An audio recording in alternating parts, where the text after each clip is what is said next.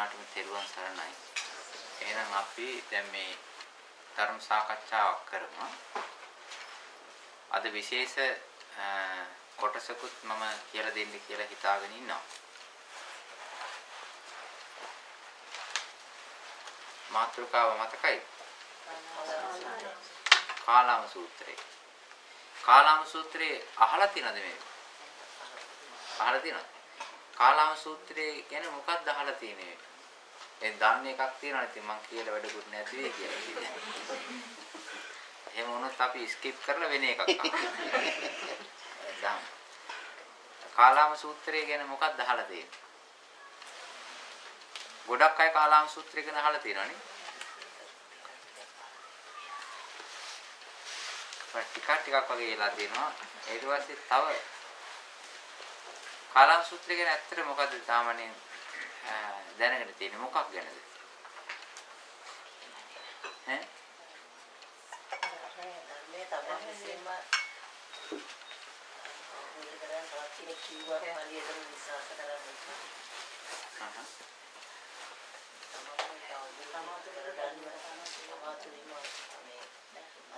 දැකලා අවබෝධ කරගන්න කවුරු කිව්වත් ඒක එකසරේ පිළිගන්න පාඩම බුදුහාමුදුරුවෝ දේශනා කරා. ඔය එක අර්ථයක් තව. එච්චරද? අපි මේ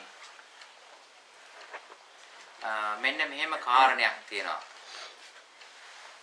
මේ කාලාම සූත්‍රය ගොඩාක් අය භාවිතා කරනවා. අපි ඉස්සර වෙලාම තේරුම් ගන්න ඕනේ ඒ කාරණේ. අවෞදයත් මේ කාලාම සූත්‍රය පාවිච්චි කරනවා.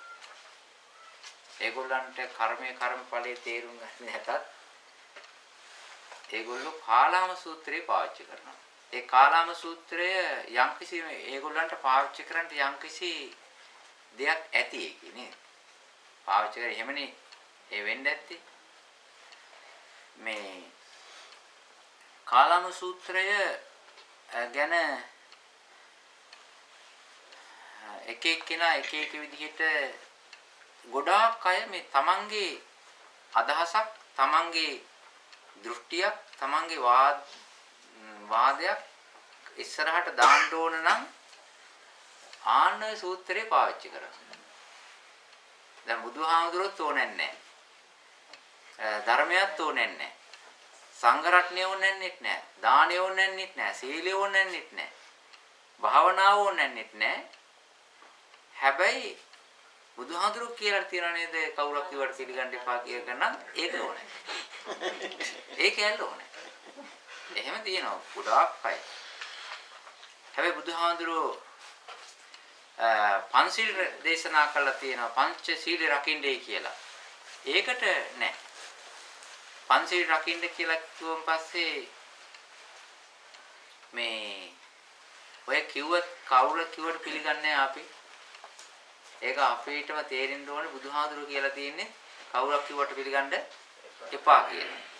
ඉතින් ඔය තමන්ගේ වාසිය සඳහා තමන්ගේ දෘෂ්ටිය ඉදිරිපත් කිරීම සඳහා බොහෝ අය මේ කාලාම සූත්‍රේ පාවිච්චි කරනවා. ඉතින් කාලාම සූත්‍රයේ තියෙන්නේ කොහෙද දන්නෙත් නැහැ, දෙසියකටද දන්නෙත් නැහැ, ඒකේ අන්තර්ගතය කොච්චරද කියලා දන්නෙත් නැහැ, මොනවද ඒකේ තියෙන කරුණු කියලා දන්නෙත් නැහැ. හැබැයි කොහේ හරි යනකොට උලඟට කෑල්ලක් අහුවෙලා තියෙනවා මේ කාලාම සූත්‍රය කියලා පොඩි කෑල්ලක්. ඒකෙන් මේගොල්ලෝ පාවිච්චි කරනවා. මට මතක හැටියට සෝමහාමුදුරුවෝ ජීවත් වෙලා ඉන්න කාලේදී මේ ඇමතිවරයෙක් සෝමහාමුදුරුවොත් එක්ක වාදයකට පටලැවිලා එයත් පාවිච්චි කරා කියලා තියෙනවා මේ ඔය කාලාම සූත්‍රය. එතකොට තමන්ගේ අදහස ඉදිරිපත් කිරීම සඳහා මේ තමයි ඔක පාවිච්චි කරන්නේ. ඉතින් අපි කියනවා මෙහෙම අම්මලා තාත්තලා දරුවන්ට යම් ආකාරයක අවවාදයක් ඒ වගේම තරවටු කිරීමක්, එපා කීමක්, යම් කිසි දෙයක් කරන්න එපායි කියලා කීමක් එහෙම තිබුණොත් එහෙම ඒ ළමයා දන්නවනම් ඔය කෑල්ල කෙලිම කියනවා මම ඕක පිළිගන්නේ නැහැ. බුදුහාමුදුරුවෝ කියලා තියෙන්නේ කවුරක් කිව්වට පිළිගන්නේ එපා කියලා. ඉතින් එයා පාවිච්චි කරනවා. එහෙමනේ. ඒ වගේ මේ වාසියට පාවිච්චි කරන කැලලක් තියෙනවා. මම මේ අද මේ කොටස මේ පින්වතුන්ට කියලා දෙන්නේ ඔන්න ඕවට පරිස්සමෙන් පාවිච්චි කරන්න පරිස්සමෙන් මේ සූත්‍රය කියන්නේ මොකක්ද කියලා තේරුම් ගැනීම සඳහායි. අපි ඉස්සර වෙලාම මේ ජනප්‍රිය කැලල ගමු. මේ සූත්‍ර දේශනාවේ තියෙනවා ජනප්‍රිය කොටසක්. ඊ타මත්ම ඉහළ තලයේ කතා කරන කොටසක් තියෙනවා. ආන්නේ ඒ කොටස අපි ඉදිරිපත් කරගත්තායින් පස්සේ අපිට ඉස්සරහදී තේරෙවි මේ ඉස්සරහදී තේරුම් ගන්න පුළුවන් වෙවි මේකින් ඊළඟ කියන්නේ මොකද්ද කියලා. මම ඒ කොටස කියන්නම්. එහෙම හොඳයිනේ නේද? මේක මේ පිටුතුන් පාඩම් කරගන්න. මම කියලා දෙන්නම්. අද යනකොට කියන්න. පොලිසි කාර්යයක් හම්බුනොත් එහෙම මේ පැත්තෙන් යන්න එපායි කියලා එහෙම කියනවා මගදී නවත්තලා ට්‍රැෆික් එකේ කියයි. අපි හිතමු තියෙනවනේ D2 රෝමියෝ දාලා තියෙනවනේ. ඊට පස්සේ වෙන පැති වලට දාන්න හරවලා තියෙනවා. ඉතින් මේ රෙඩ් ලයිට්ස් එකක් තියෙනවා. එතනදී යන්න එපා කියලා කිව්වොත් එහෙම මේක කියන්න. මම ඕක ඔයා කිව්වට පිළිගන්නේ නැහැ කියලා තියෙන්නේ අපි හැටියට කෙනෙක් කිව්වට පිළිගන්න එපායි කියලා. එතකොට බුදලාගෙන ගිහිල්ලා දායි ඉරේ.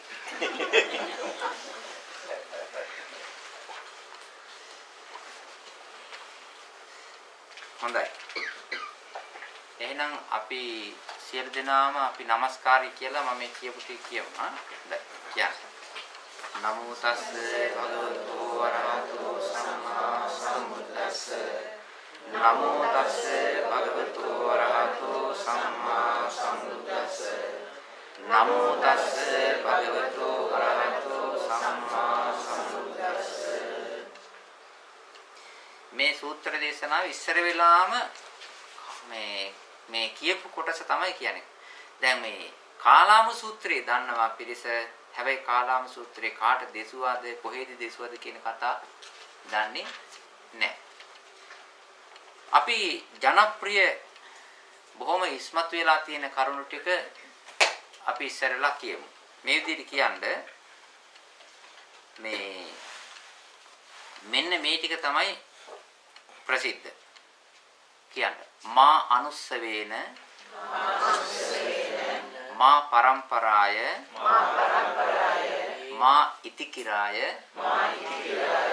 මා පිටක සම්පදානේන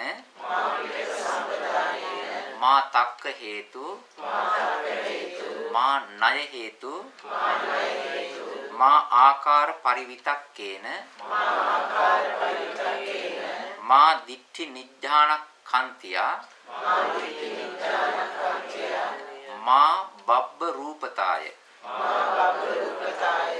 මා සමනෝ නොගරුති. ආයි කියන්නේ බලන්න මේ කරුණු 10 තමයි ඒකේ තියෙන්නේ.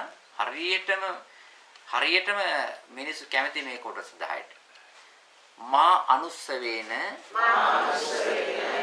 මා පරම්පරාය මා ඉතිකිරාය මා පිටක සම්පදානේන මා තක්ක හේතු මා ණය හේතු මා ආකාර පරිවිතක්කේන මා දිට්ඨි නිජ්ජාන කන්තියා මා බබ්බ රූපතාය මා සමනෝ නොගරුති. ඔය ටික තමයි කරුණු 10. මේකේ තේරුම මා අනුස්සවේන කියලා කියන්නේ නිකන් අහගෙන පොඩි කාලේ ඉඳලා කාලයක් තිස්සේ මේ ඇහින්න තියෙනවා මේ වගේ කතාවක්. මා අනුස්සවේන කියලා කියන්නේ යම්කිසි කතාවක් ඇහෙන්න තියෙනවා. ඒක නිසා පිළිගන්න එපා කියලා කියනවා. කියන්නේ පරම්පරාවනේ. නිකන් මේ කටවචනේ සමාජයේ තියෙනවා මෙන්න මේ වගේ කතාවක්. මේකේ මා කියලා කියන්නේ එපා කියන එකයි. pāli භාෂාවෙන් මා කියලා කියන වචනේ තේරුම මොකද්ද? එපා. ඒක නොකරන්න. මේ දැන් මේ අපි කියනවා මෙහෙම. පාලි වචන දෙකකුත් කියමු. මා ගච්ඡ කියලා කියනවා. ඒ කියන්නේ මොකද්ද? යන්න එපා කියලා කියනවා. මා ආගච්ඡ කියලා කියනවා. එන්න එපා කියලා කියනවා.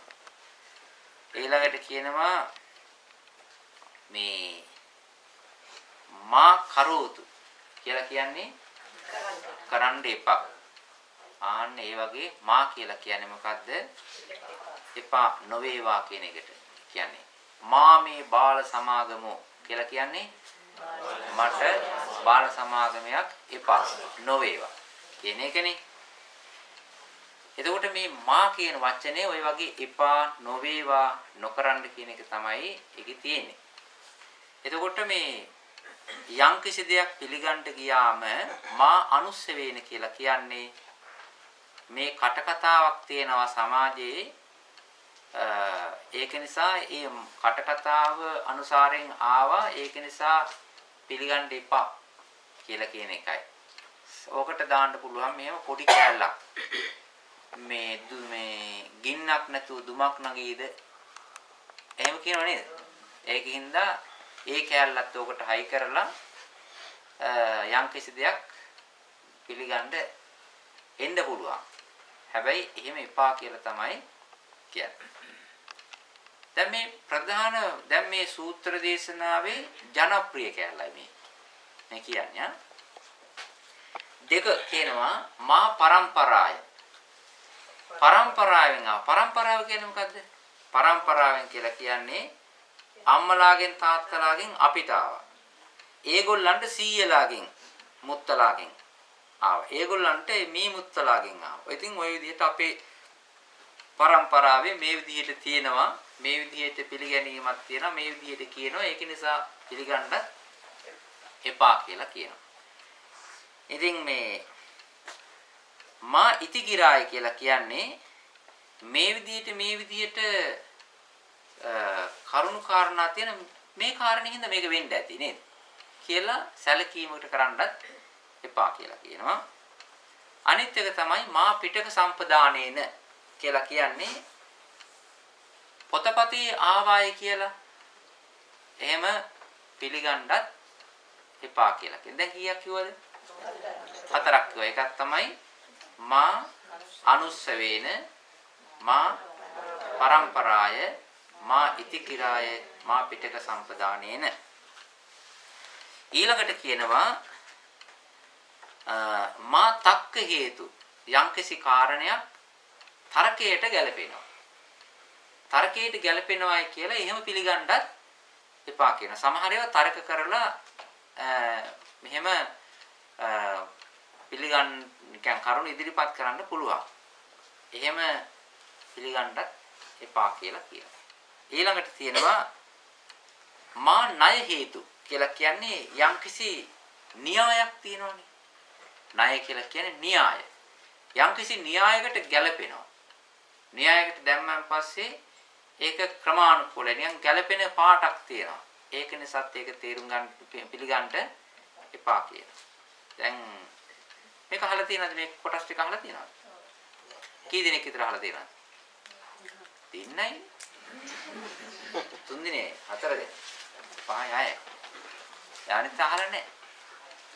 එතකොට මා අනුස්සවේන, මා පරම්පරාය, මා ඉතිපිරාය, මා පිටක සම්පදානේන, මා ණය තක්ක හේතු, මා ණය හේතු. අනිත් එක තමයි මා ආකාර පරිවිතක්කේන කියලා කියන්නේ දැන් තමන් හිතා ඉන්නවා මේක මේ විදිහට වෙන්න ඇති, මේක මේ විදිහට වෙන්න ඇති, මේක මේ විදිහට වෙන්න ඇති කියලා නිකන් තමන්ම දානවා යම්කිසි තර්කයක් විතර්කයක් දානවා හිතනවා. එහෙම හිතුවෙන් පස්සේ සමහර ඒවා ඉතින් ගැළපිලා කියලා යන්න පුළුවන්. එහෙමත් කරන්න එපා කියනවා. මා තක්ක හේතු, මා ණය හේතු, මා ආකාර පරිවිතක්කේ. අනිත් එක තමයි මා දිට්ඨි නිඥානක්ඛන්තය කියලා කියන්නේ තමන් දෘෂ්ටියකටපත් වෙනවා. ඒ කියන්නේ මේ විදිහටයි මේක වෙන්න ඕන කියලා යම්කිසි තමන්ගේ තියෙනා වූ ආකල්පයක් යම්කිසි දෘෂ්ටියක් තියෙන ඒකට වැසගෙන ඒකෙන් පිළිගන්නවා. එහෙම කරන්නත් එපා කියලා කියනවා. මා බබ්බරූපතාය කියලා කියන්නේ දැන් ඒකේ තියෙන්නේ කවුරු හරි කෙනෙක් කියනවා. කිව්වන් පස්සේ මේ අපි හිතමු විද්‍යාඥයෙක් කියලා. විද්‍යාඥයෙක් කියනවා එයා ඉන්නේ අපි හිතමු මොකද්ද විශ්වවිද්‍යාලේ දාන්න. ඕක්ලන්ඩ් එක හොඳයි. ඔක්ස්ෆර්ඩ් එක දාන්න. ඔක්ස්ෆර්ඩ් එකේ මෙයා ගියා. අපි දන්නවා එයා අතුගාලා ඉන්නවා ආවයි කියලා. ඉතින් අපි ඔක්ස්ෆර්ඩ් එකේ ගිහින් හින්දා එයා ඔන්න පිළිගන්න. නේද? ඔක්ස්ෆර්ඩ් කියපු ගාම කේම්බ්‍රිජ් කියපු ගාම ඉතින් එයා ඉතින් ගිහිල්ලා අර කේම්බ්‍රිජ් එකේ තියෙනනේ ගඟක් තියෙනවා ඔක්ස්ෆර්ඩ් එකේ තියෙනවා ගඟක්. ඕකේ බෝට්ටු පැද ඉඳලා ආවත් අපි දන්නේ එයා ඇතුලේ මොකක් කරාද කියලා. එයා හිටියේ අවුරුදු 4ක් එහෙ. ඉතින් අපි කියනවා මොනවද ඔක්ස්ෆර්ඩ් ඉඳලා ආවේ. ඔක්ස්ෆර්ඩ් කියලා කියන්නේ ගම. මහා සබබ් එක. කේම්බ්‍රිජ් කියලා කියන්නේ ගම. සබබ් එක. ඉතින් ඕකේ මේ අපි හිතමු හැමතැනම විශ්වවිද්‍යාල නෙමෙයි නේද හැමතැනම ඔය ගමක් තියෙනවා. ඒ ගමේ ඔන්න සෙක්කාවත් ඉතින් මේ ඔයා කොහෙන්ද දාවේ? කොහෙද ඉගෙන ගත්තේ? මම ඉගෙන ගත්තේ කේම්බ්‍රිජ් එකේ. කේම්බ්‍රිජ් එකේ විශ්වවිද්‍යාලය විතරක් නෙමෙයි ඒකේ තියෙන මොන්ටිසෝරි. ඒ ගියන් පස්සේ තේරුම් ගන්න පුළුවන්. ඉතින් එහෙම කියපු ගමන් අපි පිළිගන්නවා. මෙතන මෙයා එහෙනේ. ඊට පස්සේ බබරූපතාවය කියලා කියන්නේ ඒ වගේ මෙයා මේ විදිහේ නමක් තියෙන මේ වගේ තැනක ඉන්න මේ වගේ හොඳ තැනක ඉන්න මෙයා මේ හොඳ නමක් තියෙන කෙනෙක් නේ. එයාට ඩිග්‍රියක් තියෙනවා. කියලා එහෙම ඒකට කියන බහුව රූපතාවය කියලා. එහෙම නිසාත් පිළිගන්න එපා කියලා කියන යම් කිසි දෙයක්. ඊළඟට කියනවා මෙහෙම. මා සමනෝ නොගරු. ඒ කියන්නේ අපේ ඉන්න ශ්‍රමණයන් වහන්සේ බොහොම ගෞරවනීය ගරුසරු ඇති කෙනෙක්. ඒ නිසා අපි පිළිගමු කියලා. ඒ වගේ යන්නත් එපා කියලා කියනවා. දැන් එතකොට කරුණු කීයක් කිව්වද? 10ක් කියනවා. මොකද්ද? මා අනුස්සවේන මා පරම්පරාය මා ඉතිකිරාය මා පිටක සම්පදානේන මා තක්ක හේතු මා ණය හේතු මා ආකාර පරිවිතක්කේන මා දිට්ඨි නිඥානක්ඛන්තිය මා බබ්බරූපතාය මා සමනෝ නොගරුති කියලා ඔය විදිහට කරුණු 10ක් තියෙනද ඕකේ ඔය අපේ සමහර අය ඕකේ මේ ඔය ඔක්කොම දන්නෙත් නැහැ. ඔය ඔක්කොම දන්නෙත් නැහැ. හැබැයි මේ බුදුරජාණන් වහන්සේ දේශනා කළා තියෙනවා කවුරුවක් කිව්වට පිළිගන්න එපා කියලා කියනනම් ඕක දන්නවා. ඕක දන්නවා. දැන් අපි ඔය මේ ප්‍රතික්ෂේප කරන්නට යම්කිසි කෙනෙක් කියන දේ ප්‍රතික්ෂේප කරන්නනේ ඕක පාවිච්චි කරන්නේ. මං පිළිගන්නේ නැහැ කියලා. ඉතින් අපි දැන් මේ අපි කියනවා මෙහෙම. යම්කිසි වැරදි වැඩ කරන එක්කෙනෙකුට අපි හිතමු හොරකම් කරනවා කියලා. ඒ මිනිස්යාට අපි කියනවා හොරකම් කරන්න එපා හොඳ ජීවිතයක් ගත කරන්න. ඊළඟට සමාජයේ පිළිගත් ජීවිතයක් ගත කරන්න වචනික දේවල් කරන්න එපා. ඉතින් යා කරනවා ඔයා කොහොමද කියන්නේ මම වංචනික දේවල් කරනවා කියලා. ඉතින් මගේ ජීවිතේ මෙහෙම තියෙන්නේ. ඉතින් කවුද ඒකට සලකන්නේ? අනිත් එක තමයි මම මේ බිස්නස් කාර්යයන්ගේ මෙහෙම එකක් තියෙනවා. ඒක ගොඩාක් තියෙනවා ඉන්දියාවේ. යම්කිසි භාණ්ඩයක් රුපියල් 100ක් මිලයි නම් ඒ මිනිස්සු දන්නවා මේ ශ්‍රී ලාංකිකයෝ බෑග් එක එල්ලගෙන එනකොටම දන්නවා ඔය එන්නේ ශ්‍රී ලංකාවෙන් තමයි. ඒ ඉන්දියන් කාර්යයත් ඒගොල්ලෝ හොඳට අඳුරනවා. ඉන්දියන් කාර්යයේ යන තාලේ ඒ සාලුව ඒ ලෝගුව කොණ්ඩේ ඒගොල්ලන්ගේ තියෙන ආකාරය හොඳට දන්නවා. ශ්‍රී ලාංකික අය කොහොමත් යන්නේ ටිකක් අර මේ මාළු කටේ ගියත් යන්නේ පොස් වෙලානේ. ඒගොල්ලෝ දන්නවා ඔය එන්නේ හොඳට සම්බ ගන්න පුළුවන් කියලා දන්නවා. ඒගොල්ලෝ ඊට පස්සේ කරන දේ තමයි යම්කිසි භාණ්ඩයක් රුපියල් 100ක නම් ඒගොල්ලෝ කියනවා 1000යි කියලා. රුපියල් 1000 කියලා කියනවා. ඊට පස්සේ 10 කියලා කියපු ගමන් මේක තේරුම් ගන්නයි කියන්නේ 10 කියලා කියපු ගමන් ලංකාවේ කෙනා අහලා තියෙනවා ඕගොල්ලෝ ඔක්කොම අඩු කරලා ගන්න පුළුවන් කියලා. ඊට පස්සේ මම කියන බෑ. ඔය වැඩි කියලා. ඊට පස්සේ යන්න යනකොට ආය අරයා කතා කරා. කතා කරලා කියනවා it's okay 900 කියලා කියනවා. ආයෙත් කියනවා බෑ. යන්න බෑ කියලා යනවා. ඊට පස්සේ ආයෙත් යන්න ගිහලා ඒ බෙලෙන්ද කතා කරලා කියනවා ඔයා දෙන්න කැමති කීයද කියලා. කාගෙන්ද අහන්නේ? කස්ටමර්ගෙන් අහනවා ඔයා දෙන්න කැමති කීයද? එයා කියනවා 1000නේ. මම දෙන්නම් 500ක් දෙන්න. it's okay. දැන් එතකොට එයා වික්කේ කීයටද? එයා ඒ ගාන කිව්වේ කවුද? ගන්නේ කියන්නේ ගාන කිව්වේ. ඒ මොනසෙට වරදක් වෙනවද? සම්පූර්ණ අසාධාරණේ. අසාධාරණේ අනිත් එක්කිනාගේ ඇඟේ තියපු තාලේ. නේද? එයා රැවට්ටුවානේ. ඊට පස්සේ වාක්‍ය අනුසාරයෙන් ගත්තයින් පස්සේ ඒකේ මිනිස්යාගේ පැත්තට චෝදනාවක් කරන්න බෑ. බැරි ඇයි? එයා කිව්වේ 10 කියලා. හැබැයි ඊට පස්සේ දීපු ගාන කිව්වේ කවුද? කස්ටමර් කියලා තියෙනවා, ගන්න එක්කෙනා කියලා තියෙනවා. එයා දෙන්නේ මෙච්චරයි කියලා. එතකොට එයා දෙන්නේ මෙච්චරයි කියලා කිව්වනම් එහෙම ආයෙ තරකයක් නැහැ. එයා කියලා තියෙන ගාන ඊට පස්සේ දීලා තියෙනවා. එහෙමනේ. දැන් මේවා දිහා බැලුවයින් පස්සේ වංචනීක වැඩ තියෙනවා. ඔක කවුරු හරි දැකලා කිව්වොත් එහෙම එපා කියලා එයාට කියන්න පුළුවන් එහෙම එපා කිව්වට හරියන්නේ නැහැ. ඔය කෙනෙක් කිව්වට පිළිගන්න බෑ. ඒ වගේම හිතලා බලලා තමයි කරන්න ඕනේ කියලා. අන්න ඒ වගේ හොරාටත් පුළුවන් මේ වගේ කෑලි එක්කාසු කරගෙන වංචනයක මිනිස්සුන්ටත් පුළුවන් මේ වගේ කෑලි එක්කාසු කරන තමන්ගේ තේවෙනා අසාධාරණ දේවල් සාධාරණීකරන්නට පුළුවන් අවස්ථා තියෙනවා. මේක තේරුණාද? තව ගොඩාක් තියෙනවා මේ සමාජයේ ඔය තමන්ගේ දේවල් ඉස්මතු කරන්නට අනිත්‍ය අයගේ දේවල් ප්‍රතික්ෂේප කරන්නට පාවිච්චි කරන විදියක් මේක. හරි. දැන් ඔය කරුණු නැවත වතාවක් දැන් අපි නැවත වතාවක් මේ බලමු අපි කියපු කරුණු මොකක්ද කියලා. බුදුරජාණන් වහන්සේ දේශනා කරනවා ඒ තමයි යම්කිසි දෙයක් පිළිගැනීමේදී මොකද්ද කිව්වේ අපි?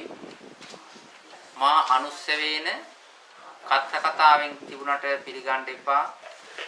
මා පරම්පරාවෙන් පරම්පරාවට මේ කතාවක් ආවයි කියලා පිළිගන්න එපා. මා ඉතිකිරාය මේ විදිහට වෙනවයි කියලා කිව්වා පිළිගන්න එපා. අනිත් එක මොකද්ද? මා පිටක සම්පදානේන පොතපතේ මෙහෙම සඳහන්ව තිබුණායි කියලා පිළිගන්න යන්නත් එපා. ඊළඟට මා තක්ක හේතු තර්කයට ගැලපෙනවයි කියලා පිළිගන්න එපා. මා ණය හේතු යම්කිසි න්‍යායයකට තියෙනවයි කියලා පිළිගන්නත් එපා. ඊළඟට මා ආකාර පරිවිතක්කේන ඒ කියන්නේ යම්කිසි දෙයකට හිතලා බැලුවම පස්සේ ගැලපෙනවයි කියලා ඒක නිසා පිළිගන්න යන්නත් එපා.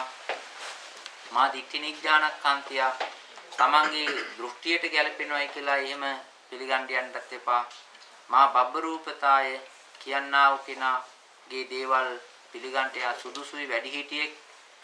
සමහර අය කියනවා මේ වැඩිහිටියෝ කියපු දේවල් පිළිගන්න ඕන නේද කියලා. එහෙමත් කියනවා. අපි පැවිදි වෙන්න යනකොට එක්කෙනෙක් මට කියලා කිව්වා මේ වැඩිහිටියෝ කියන දේවල් පිළිගන්න ඕනේ අපි. ඒක නිසා මහාන වෙන්න එපායි කියලා. මම ඒක පිළිගත්තේ නැහැ. හරිනේ? අබරූපතාවය මම ගත්තේ නැහැ ඒක. ඉතින් මා සමනෝ ගරුති. එතකොට අපේ ස්වාමීන් වහන්සේ එහෙම ගැලපෙනවායි කියලා වැඩි හිටියේ ඒ වගේම ශ්‍රමණයන් වහන්සේ නමක් කියන ඒක නිසා පිළිගන්නත් එපා කිව්වා. ඉතින් ඔය විදිහට මේ කරුණු කාරණා 10ක් තියෙනවා. අපි දැන් ඕක තමයි ජනප්‍රියම කාලාම සූත්‍රය කියන්නේ. අනිත් ඒවා මොන වුණා කවන්නේ. අපි මේ විදිහට ඉගෙන ගන්නවා. ඉස්සර වෙලාව දැනගන්න මේ සූත්‍රේ කොහෙද තියෙන්නේ කියලා. මේ කාලාම සූත්‍රේ කොහෙද තියෙන්නේ කියලා දැනගන්න. ඒක තියෙන්නේ සූත්‍ර නිපාතේ. සූත්‍ර නිපාතේ තියෙනවා පොතක් අංගුත්තර නිකාය කියලා. මොකද්ද පොත? අංගුත්තර නිකායේ තික නිපාතේ තියෙන්නේ. ඒ කියන්නේ කරුණු තුනේ ඒවා කතා කරන ධර්ම කොටසක් කාණ්ඩයක් තියෙනවා. ආන්නේ ඒ ධර්ම කොටස කියන කාණ්ඩේ තමයි මේක තියෙන්නේ. මොකක්ද මොන නිපාතේද? තික කියලා කියන්නේ කරුණු තුනක් කියන කොටසේ. එතකොට මේකේ කරුණු 10ක් කියලා තියෙනවානේ. නේද? දැන් කරුණු 10ක් කියලා හැබැයි තියෙන්නේ කොහෙද? කරුණු තික නිපාතේ. එහෙනම් ඒකෙත් තියෙන මොකක් හරි ප්‍රශ්නයක් නේ. අපි ඒකත් බලමු. දැන් ඉස්සර වෙලාම තේරුම් ගන්නට මේ සූත්‍ර දේශනාව කියන්නේ කොහෙද කියලා. මම ඒක නිසා මම පොතත් අරන් ආවේ කවුරු හරි එහෙම ඉල්ලුවොත් එහෙම ඒකේ මේ කොටසක් කියන්නේ. දැන් ඔය කවුරු හරි එහෙම වෙලා මාතිකරාය මානුස්සවේ නරහෙ මේ දාපු ගාම හෝ කියන්නේ මොකද්ද කොහෙ මොන මායිතිකරායද කියලා. ඔය තියෙන කියලා කෙලින්ම අහන්න පුළුවන්. ඒක නිසා අපි ධර්මයේ තේරුම් ගන්නකොට ධර්මයක් ඉගෙන ගන්නකොට කෑල්ලයි කාලයි හරික් කාලයි තුන් කාලයි ඔහොම ඉගෙන ගන්න යන්න හොඳ නැහැ.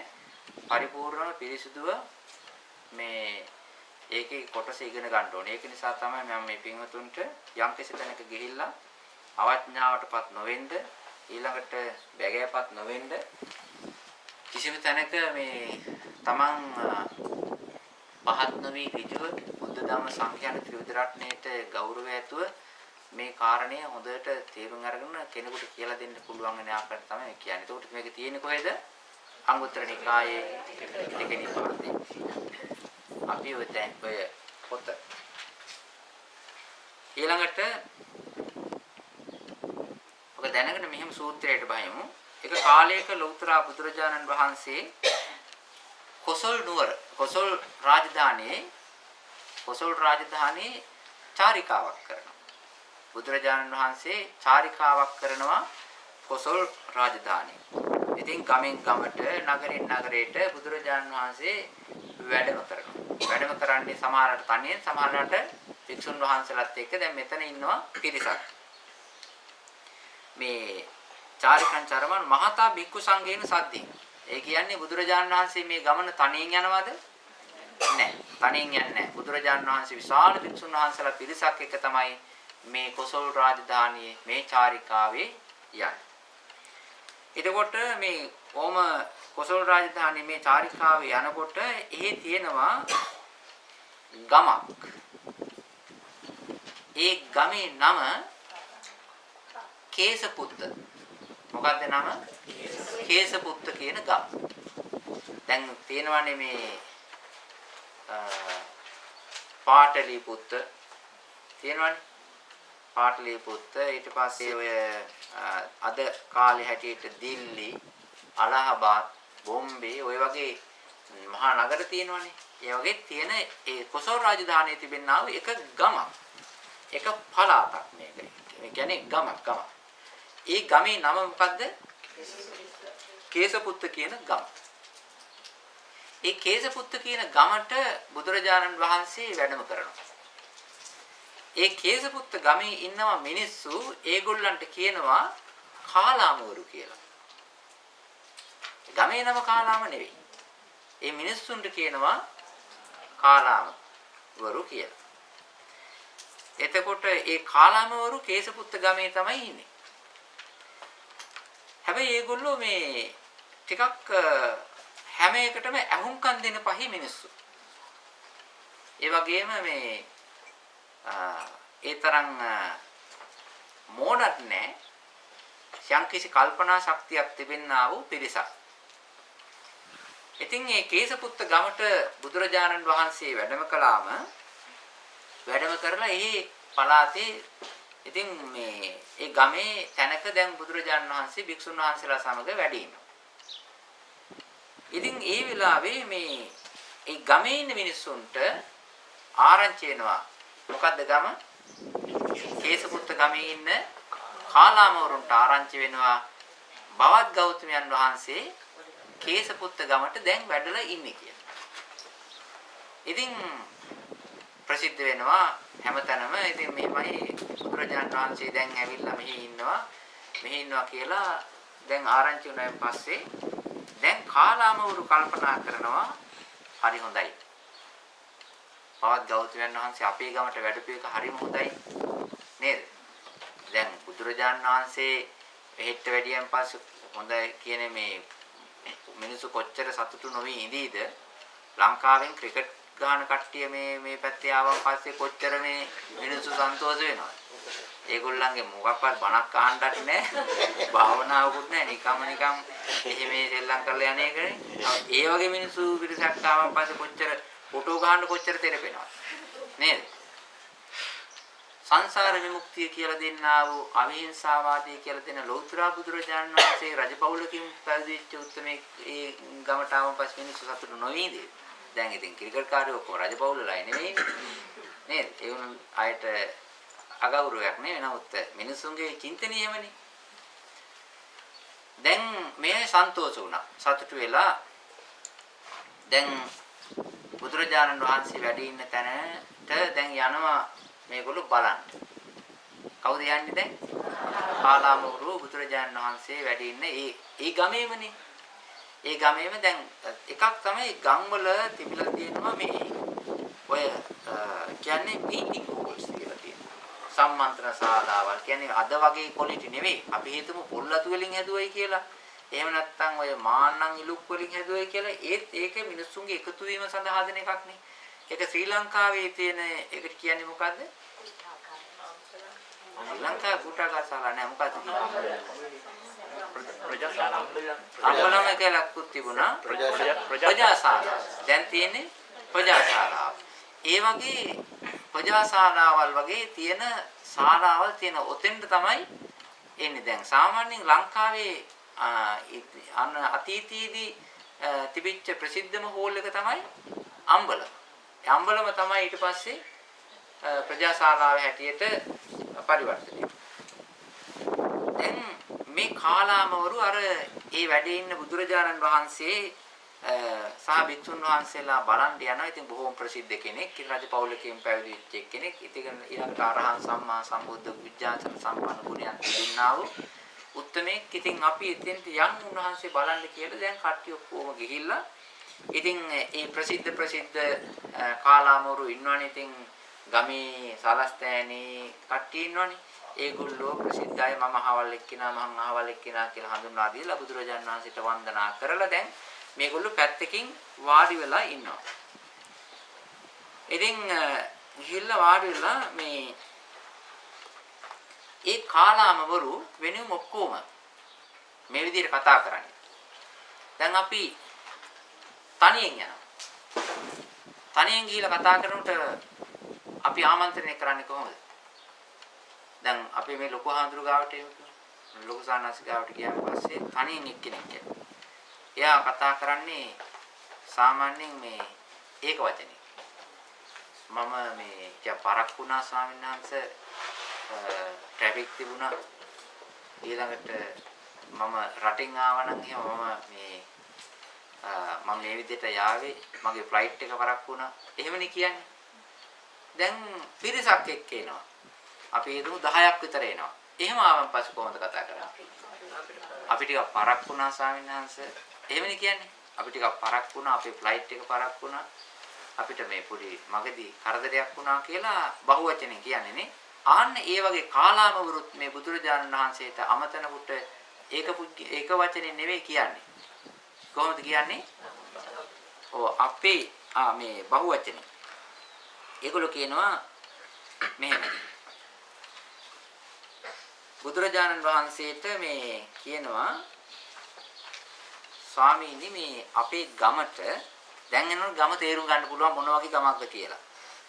මේක සමහර විට සිංගප්පූරුව වගේ වෙන්නත් පුළුවන්. ඒ කියන්නේ හැම එක්කෙනාම සිංගප්පූරුව යනවනේ. තරහ වුණත් සිංගප්පූරුවේ, බෙහෙත් ගන්න ගියා සිංගප්පූරුවේ නේද? එහෙම එකක් තියෙනවා. දැන් සිංගප්පූරු ඔන්න ඔහම එකක් තියෙනවා. මොකක් හරි කවුරු හරි බැන්නොත් එහෙම මහත්තයා බැන්නොත් එහෙම නෝනා සිංගප්පූරු. නෝනමක් හරි කියලා පිටරම අරුණොත් එහෙම කෙලීම ගන්න ඕන නම් කොහෙටද කෝල් කරන්න ඕනනේ? සිංගප්පූරු. එයායි. ඉතින් යන්නේ සිංගප්පූරු වගේ. එහෙම එකක් තියෙනවා. අත කැහුවොත් එහෙම නවතින්නේ කොහෙද? සිංගප්පූරු. එහෙම තමයි. ලංකාවේ මිනිස්සු ඉන්දියාවෙත් ඒ වගේ. එහෙමත් තියෙන ඉස්සර ආවේ ලංකාවේ මිනිස්සු ගමේ මොකක් හරි සිද්ධ වුණාන් පස්සේ එහෙම නැත්නම් අසනීපයක් වුණාන් පස්සේ යන්නේ කොළඹ කියලා. කොළඹ ඊට පස්සේ ඉස්පිතාලෙ නම් ප්‍රසිද්ධව තිබුණේ නවලෝකේ ගියාන් පස්සේ ඒක බොහොම හොඳයි. එහෙම නැත්නම් ආසිරි. ඊට පස්සේ දැන් හැම එක්කිනාම නවලෝකේ ඊට පස්සේ අනිත් මිනිස්සු දෙන්නෙන් පස්සේ ඒ ලෝකේ අමුතු ලෝකයක්. ඊට පස්සේ ඒගොල්ලෝ වැළුවා මේක හරියන්නේ නැහැ. අපි යන්න ඕනේ සිංගප්පූරු. එහෙන්න බෑනේ.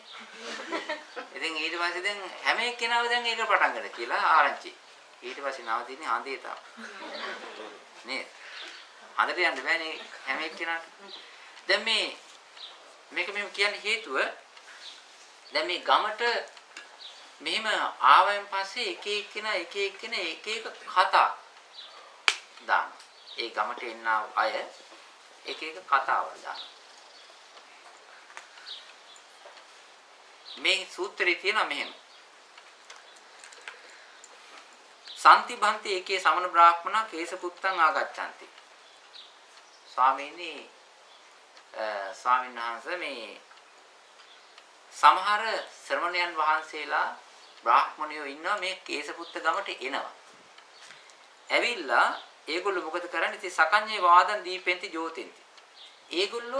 ඒගොල්ලන්ගේම තිබෙන්නා වූ දර්ශනය, ඒගොල්ලන්ගේ තිබෙන පිළිගැනීම, ඒගොල්ලන්ගේ තිබෙන්නා වූ ආගම ධර්මය දීපෙන්ති ජෝතින්ති. ඒකම තමයි ඉස්මතු කර කියන්නේ. පරං වාදං කියනවා කුන්සෙන්ති වම්බෙන්ති ඕපපක්කින් කරුන්ති පරිභවන්ති. ඒ කියන්නේ පහත් කරනවා, ගරිහා කරනවා, ඊළඟට ඒවා අයින් කරනවා, පිළිගන්න බෑ කියලා අයින් කරනවා, පරිභව කරනවා. ඉතින් අනිත් දෘෂ්ටියක්, අනිත් වාදයක්, අනිත් දර්ශනයක් තිබෙනවනේ. ඒ ඔක්කොම ගරිහා කරලා, පහත් කරලා, ඒවා නිඳා කරලා, අපහාස කරලා අයින් කරන ගතියක් තියෙනවා. කවුද මේක කරන්නේ? අර කේසපුත්ත ගමට ඉන්නා වූ ඒ ශ්‍රමණ අය, බ්‍රාහ්මණ අය. දැන් ඒගොල්ලෝ ඉතින් මොන ආටියක් කියලා ඊට පස්සේ යනවා. තව එනවා කට්ටියක්. ඊට පස්සේ ඒගොල්ලෝ ඒගොල්ලොත් ඊට පස්සේ මොකක් හරි කතාවක් කරනවා. ඒ කතාව කියවන් පස්සේ ඒගොල්ලෝ කියන්නේ මොකද්ද? ඒගොල්ලන්ගෙම තියෙන දර්ශනය, ඒ පිළිගැනීම, ඒ විශ්වාසය, ඒ ඇදහිම ඉස්මතු කරලා හොඳට ලස්සනට මේ කලර්ෆුල් කරලා ඉස්සරහ ඉදිරිපත් කරනවා. හැබැයි අනිත් අයගේ තිබෙන දර්ශන, ඒගොල්ලන්ගේ දේවල්, ආගම්, ඇදහිලි ආදී දේවල් පුළුවන් තරම් පහත් කරලා, ගරිහා කරලා, නිඳා කරලා, අපහාස කරලා බැහැර කරලා දානවා. දැන් එතකොට මේ කවුද මේ කතාව කියන්නේ? බුදුරජාණන්. කාලාමෝරු කියනවා මෙන්න මේ ගමට මෙන්න මේ වාගේ කට්ටියක් එනවා. වරින් වර ඇවිල්ලා ඒගොල්ලෝ මේ විදිහට දර්ශන ඉදිරිපත් කරනවා. හැබැයි ඒගොල්ලෝ එහෙම කතා කරලා යනවා. ඉතින් ඉරෙන්නේ කවුද? ඒ මිනිස්සු ඉරෙන්නේ. ඉතින් අපිට ස්වාමීනි අපිට මේ සැකයි මේගොල්ලෝ කවුරු ඇත්ත කියනවද කවුරු බොරු කියනවද? ඒක තියෙන්නේ මෙහෙමයි. කෝසු නාම ඉමේසම් භවන්තානං සමන බ්‍රාහ්මණානං සත්‍යං ආහ කෝ මුසා. කවුරු ඇත්ත කිව්වද? කවුරු බොරු කිව්වද? කාගේ වාදයේද ඇත්ත? කාගේ දර්ශනයේද ඇත්ත? කවුරු කියපු එකද බොරු? ඉතින් අපිට මේක මොකද්ද කියලා තේරුම් ගන්න බෑ. කියලා කිව්වා. දැන් මේක බුදුරජාණන් වහන්සේ කාලාමවරු දැකලා කෙලීම ගිහිල්ලා මේ කාලාම මේ මා අනුස්ස වෙන මා પરම්පරාය එහෙම කිව්වේ නැහැ. එහෙම බුදුරජාණන් වහන්සේ එහෙම කිව්වේ නැහැ. ඒ කරුණු ටික කියන්නේ හේතුවක් තිබුණා. ඒ කරුණු ටික බුදුරජාණන් වහන්සේ ඉදිරිපත් කරන්න යම්කිසි පරිසරයක් තිබුණා. මිනිසු ටිකක් හිටියා. ඒ මිනිසුන්ට ප්‍රශ්නයක් තිබුණා. නේද? ඒ අය කියනවා අපිට මේ කවුරු කියන දේවල්ද මේ පිළිගන්න පුළුවන් පිළිගන්න බැරි. දැන් මේ ඇවිල්ලා තියෙන කට්ටිය කවුද? පොලිටික්ස් කට්ටියද? එහෙම නැත්නම් මේ දේශපාලඥයෝද? නෑ. සල්ලි හොයන අයද? නෑ. බිස්නස් කාර්යයෝද? නෑ. ඇවිල්ලා තියෙන්නේ කවුද? ඇවිල්ලා තියෙන්නේ නෑ. ඇවිල්ලා ඒ ගමට ආවේ කවුද? ශ්‍රමණවරු බ්‍රාහ්මණවරු. ඒගොල්ලෝ ඉගැන්වීම් කරන අය. ශ්‍රමණ බ්‍රාහ්මණයෝ ඇවිල්ලා කාලාමවරුන්ට කියනවා මේ ඒගොල්ලන්ගේ දර්ශනේ ඉස්මතු කරනවා අනිත් අයගේ දර්ශන පහත් කරනවා. ඒ ගමේ අහන්න ඉන්න කාලාමවරු අසරණ වෙනවා මේ කියපු ඒවා වල කවුද ඇත්ත කිව්වේ කවුද බොරු කිව්වේ කියලා. ඉතින් අපි ඒ හිටියනම් අපිටත් ඕකනේ වෙන්නේ නේ. එහෙම නේද? අපි හිතමු නිකන් හරි කාලාම වුණා. ඉතින් අපිටත් ඔය වැඩේ තමයි වෙන්නේ. ඒ වෙලාවේදී බුදුරජාණන් වහන්සේ ඒ අයට කියනවා ඇත්තටම කාලාමවරුනි මේ සැක හිතන්නව තැනක් තමයි. සංකාවක් සැකයක් ඒ වගේම විචිකිච්ඡාවක් ඇති වෙන්න ඉතින් ඕක හේතු වෙනවා. හැබැයිනේ ඉතින් එක එක්කෙනා ඇවිල්ලා ඔය විදිහට කිව්වන් පස්සේ කොහොමද මේ තීරණයකට යන්නේ? ඒ නිසා බුදුරජාණන් වහන්සේ ඔය කාරණේ මුල් කරගෙන ඒ කාලාමවරුන්ට කියනවා ඒ වගේ අවස්ථාවක් වුණාන් පස්සේ ඒතතුම් මේ කාලාම එහෙනම් කාලාමවරු ඇවිල්ලා දැන් අපි කියන්නේ මේ බලන්න කියලා කියනවනේ. ඇවිල්ලා බලන්නකෝ. යන්නේ වගේ බුදුරජාණන් වහන්සේගේ භාෂාව තියෙනවා ඒතතුම් මේ කාලාමවරු එහෙනම් කාරණේට ඇවිල්ලා බලන්න. මොකක්ද මේ බලන්න කියලා කියන්නේ? යම් කිසි දෙයක් කිව්වයින් පස්සේ දැන් ওই ශ්‍රමණ බ්‍රාහ්මණවරු ඔය දේශනා කරන්නේ පොලිටික්ස් නෙවෙයිනේ. දේශපාලන කතා නෙවෙයිනේ. ඊළඟට ඒගොල්ලෝ මේ බිස්නස් කතා නෙවෙයිනේ දේශනා කරන්නේ. නේද? ඒගොල්ලෝ කියන්නේ මෙලෝ පරලෝ හරි ඒගොල්ලන්ගේ ඇදහිලි විශ්වාස ඕතනේ ඔය ප්‍රශ්නේ තියෙන්නේ. දැන් මෙහෙම කිව්වම බුදුරජාණන් වහන්සේ දේශනා කරන්නේ ඇත්තට එහෙම කිව්වම පස්සේ කවුද ඇත්ත කියන්නේ කවුද බොරු කියන්නේ කාගේ දර්ශනයේද ඇත්ත කාගේ දර්ශනයේද බොරු ඉතින් පිළිගන්න බැරි යම්කිසි අසරණ තත්වයකට කෙනෙක්පත් වෙන. ඒක නිසා සැකකල යුතු තැන විචිකිච්ඡාවක් සංකාවක් ඇති වී යුතු තැන තමයි ඔය එහෙම වෙලා තියෙන්නේ. ඒ නිසා බුදුරජාණන් වහන්සේ දැන් මේ ඇයට පොඩ්ඩක් හිරවීමකුත් ඇති. හිරවීම කියලා කියන්නේ අපි හිතමු කවුරු හරි දේශකයෙක් නිකම් එනවත් නෙවෙයිනේ ගමට නේද? කවුරු හරි ගෙන්නනවත් ඇති. මේ මං හිතන තාලේ. මෙහෙත් එහෙම කරනවානේ. ගෙන්නනවත් ඇති. ඉතින් ගමේ ඔය බ්‍රාහ්මණයෙක් කරේ මෙහෙන් ඇතිනවනේ. ඒගොල්ලෝ දන්න අඳුරන. ඊළඟට ඒගොල්ලන්ගේ යාග හෝම වලට ආපු කට්ටියත් ඒගොල්ලෝම හිතේ ගෙන්නලා ඉතින් කියනවා ඇති අද අපේ ශ්‍රමණයෙක් ආවා. ඒක නිසා ඕගොල්ලෝ දේශනාවට හැන්දෑවට එන්න කියලා. නේද?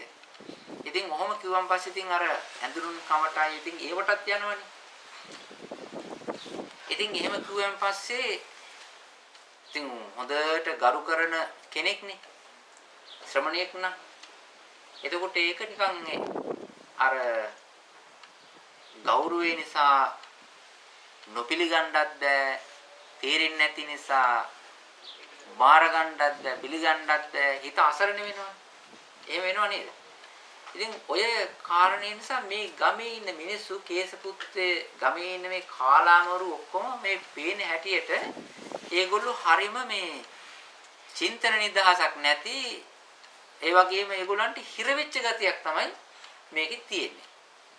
ඒ නිසා බුදුරජාණන් වහන්සේ ඒ අයට හොඳ නිදහසක් දෙනවා.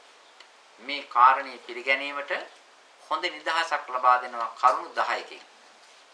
ආන්න ඒ කරුණු 10 තමයි අර අපි ඉස්සෙල්ලා කිව්වේ. මොකද්ද මේ බුදුරජාණන් වහන්සේ ඒතුම් මේ කාලාම මා අනුස්සවේන මා පරම්පරාය මා ඉතිකිරාය මා පිටක සම්පදානේන මා තක්ක හේතු මා ණය හේතු මා ආකාර පරිවිතක්කේන මා දිට්ඨි නිඥානක්ඛන්තිය අනිත් එක මා බබ්බ රූපතාය මා සමනෝ නෝ ගරුති කියලා මේ විදිහට කියනවා. මොකද්ද කියන්නේ කට කතාවේ තිබුණට පිළිගන්න එපා, පරම්පරාවෙන් ආවට පිළිගන්න එපා, මේ විදිහට වෙයි කියලා හිතුවෙන් පස්සේ එහෙම පිළිගන්න එපා, පොතපතේ තිබුණට පිළිගන්න එපා, ඊළඟට තරකයට ගැලපෙනවායි කියලා පිළිගන්න එපා. ඉතින් මේ කිව්වේ ඉස්සර වෙලාම කිව්වේ බුදුරජාණන් වහන්සේ පිළිගන්න කියන එක නෙවෙයි. දැන් තාම බුදුරජාණන් වහන්සේ බණක් එහෙම දේශනා කළා තියෙනවා. තාම නෑ. මොකක්වත් බණක් බුදුරජාණන් වහන්සේ පිළිගන්න ඉස්සර වෙලා කිව්වේ පිළිගන්න එපා කියන එක. දැන් බුදුරජාණන් වහන්සේත් මොන හරි කියන්නේ නැත. ඉස්සර වෙලාම දේශනා කරන්නේ පිළිගන්න කියන එක නෙවෙයි. මේගොල්ලන්ට චින්තන නිදහස දෙනවා.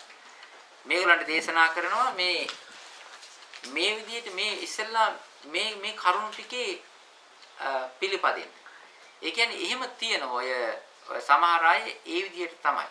ඔය සමහර අයගේ පිළිගැනීම් ආදී දේවල් වෙන්නේ පරම්පරාවෙන් ආපු නිසා පිළිගන්න ගතිය තියෙනවා. අපේ අම්මලා තාත්තලා මේ කියපු දේවල්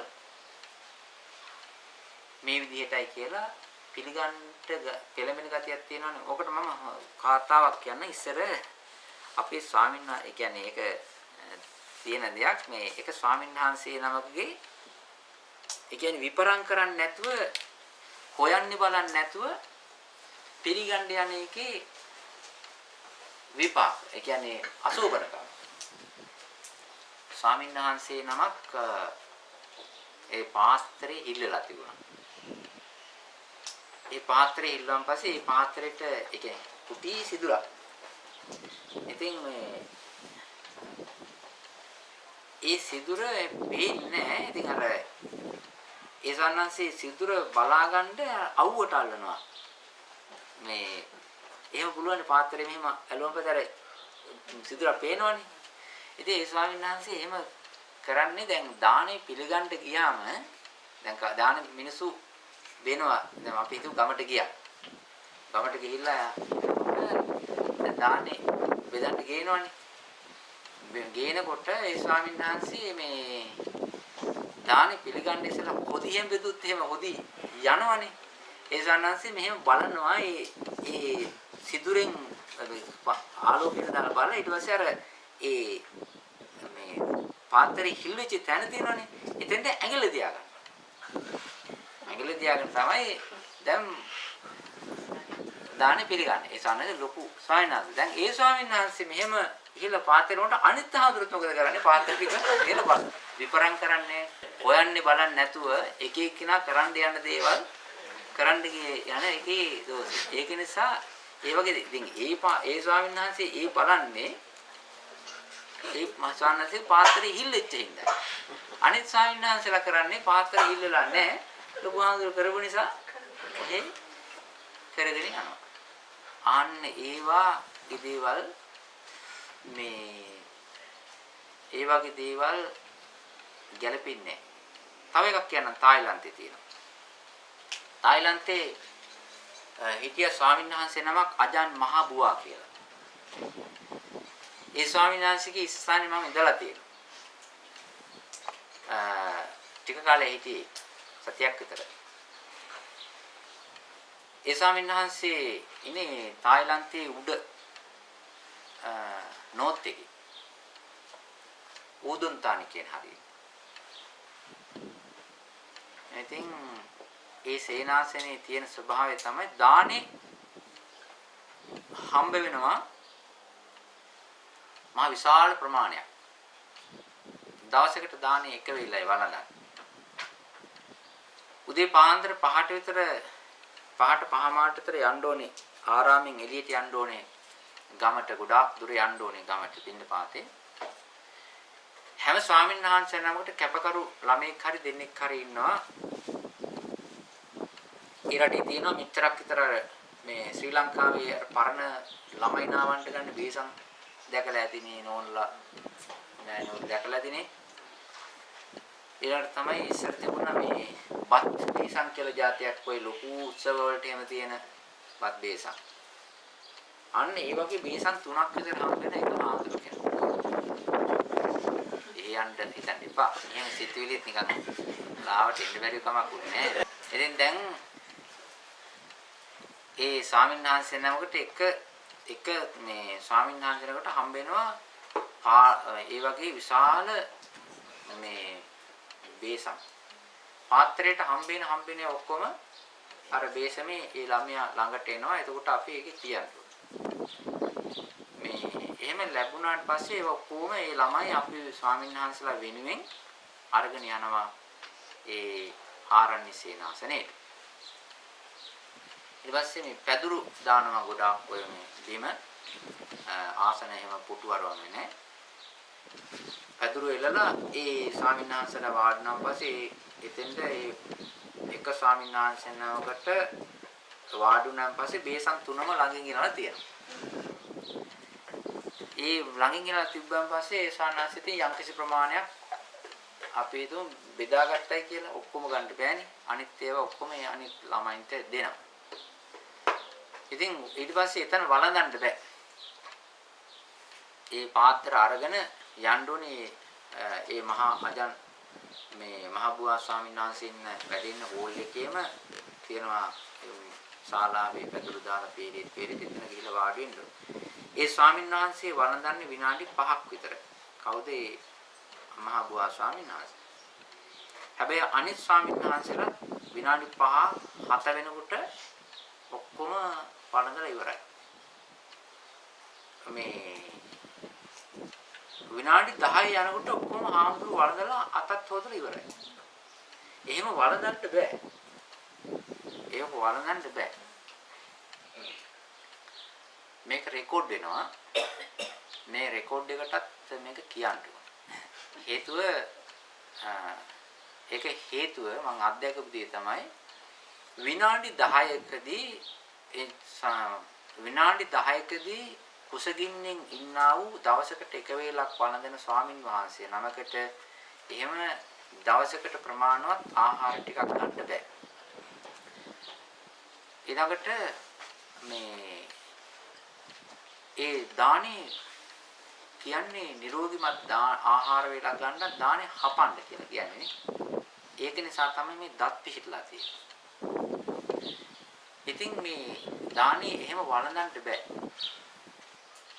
ඒ නිසා මට පළවෙනි දවසේ වළඳන්න බැරි වුණා. දෙවෙනි දවසේ මේ මට සුදු හාමුදුරුවෝ කෙනෙක් හිටියා උදව්වට එංගලන්ත ඉංග්‍රීසි ජාතික සුදු ස්වාමීන් වහන්සේ කිව්වා පන්තියේ මෙහි තියෙන වැඩසටහන ඔය විදිහයි. හැබැයි විනාඩි 10ට එහෙම වළඳන්න බෑ. හැබැයි මම නම් කරන්නේ මේ ඒ හාමුදුරුවෝ කිව්වා මෙහෙමයි. Don't try to chew any. Just swallow. Drink water. ගිලලා වතුර බොන්න කිව්වා. ඔව්. ඉතින් ඒක තමයි මම කරන්නේ. එහෙම නැත්නම් හැන්දෑවට බඩ ගෙනියනවා කියලා. ඉතින් අනිත් එක තමයි තියෙන දේ තමයි අනිත් ස්වාමීන් වහන්සේ කෙනෙක් ඒ ස්වාමීන් වහන්සේලා ඔක්කොම නවත්තලා ඉඳද්දී දිගට වැළඳුවොත් එහෙම ඒක හරි අසෝබන. ඒ හාමුදුරුවෝ දිහා බලන්නේ ටිකක් හරි පහත් විදියට. එහෙම එකක්. ඒක බුදුරජාණන් වහන්සේගේ දේශනාවේ තියෙන එකක් නෙවෙයි. සතිපට්ඨාන සූත්‍රයේ එහෙම ආහාර ප්‍රතිවේක්ෂා කරන්න ඕනේ, ආහාරයෙන් පිළිකුල සලකන්න ඕනේ. හැබැයි ඔය ඉක්මනට වළඳනවා කියන එක බුද්ධ දේශනාවේ බුදුරජාණන් වහන්සේ කොහේ හරි කියපු තැනක තියෙන එකක් නෙවෙයි. ඒකේ තියෙන්නේ ආහාරයේ මාත්‍රාන්‍යතාවය. කියන්නේ ප්‍රමාණය දැනගන්න ඕනේ. හැබැයි අනිත් හාමුදුරු ඔක්කොම ඒක තමයි කරන්නේ. පළවෙනි හාමුදුරු විනාඩි 5න් 6න් වළඳුවා නම් අනිත් හාමුදුරු ඔක්කොම කරන්නේ මොකද්ද? ඒකම ඒ ප්‍රමාණයටම ගන්නවා. යම් කිසි විදියකින් හාමුදුරුවෝ දැන් එක එක්කෙනාගේ ශරීරත් වෙනස්, එක එක්කෙනාගේ ආහාර රුචිකත්වයක් වෙනස්. එහෙම වුණා නම් එහෙම එතනදී ආහාර නැතුව ගොඩක් දුක් විඳින අය ඉන්න. එතන එහෙම ඉන්නවා. ඉතින් ඒක ඒවත් දෘෂ්ටි. හේතුව අර මේ හොයලා බලන්නේ නැහැ. යම් කිසි මුලින් කරපු දේ දිගටම කරගෙන යනවා. අනිත් එක ඊට ඉස්සෙල්ලා මම කියව මොකද්ද අර පාත්‍රයේ සිදුරක් තියෙනවා. ඒ පාත්‍රයේ සිදුර තියෙන ස්වාමීන් වහන්සේ අර පොඩි ඒකින් යයි කියලා හිතාගෙන තමයි අර ඇඟිල්ල තියාගන්නේ හරියට. පාත්‍රේ හදාගන්න කල. අනිත් හාමුදුරුවෝ මොකද කරන්නේ? අර විදිහටම ඉරව්වට අල්ලලා පාත්‍රයේ බලන. ඉතින් ওই වගේ දේවල්.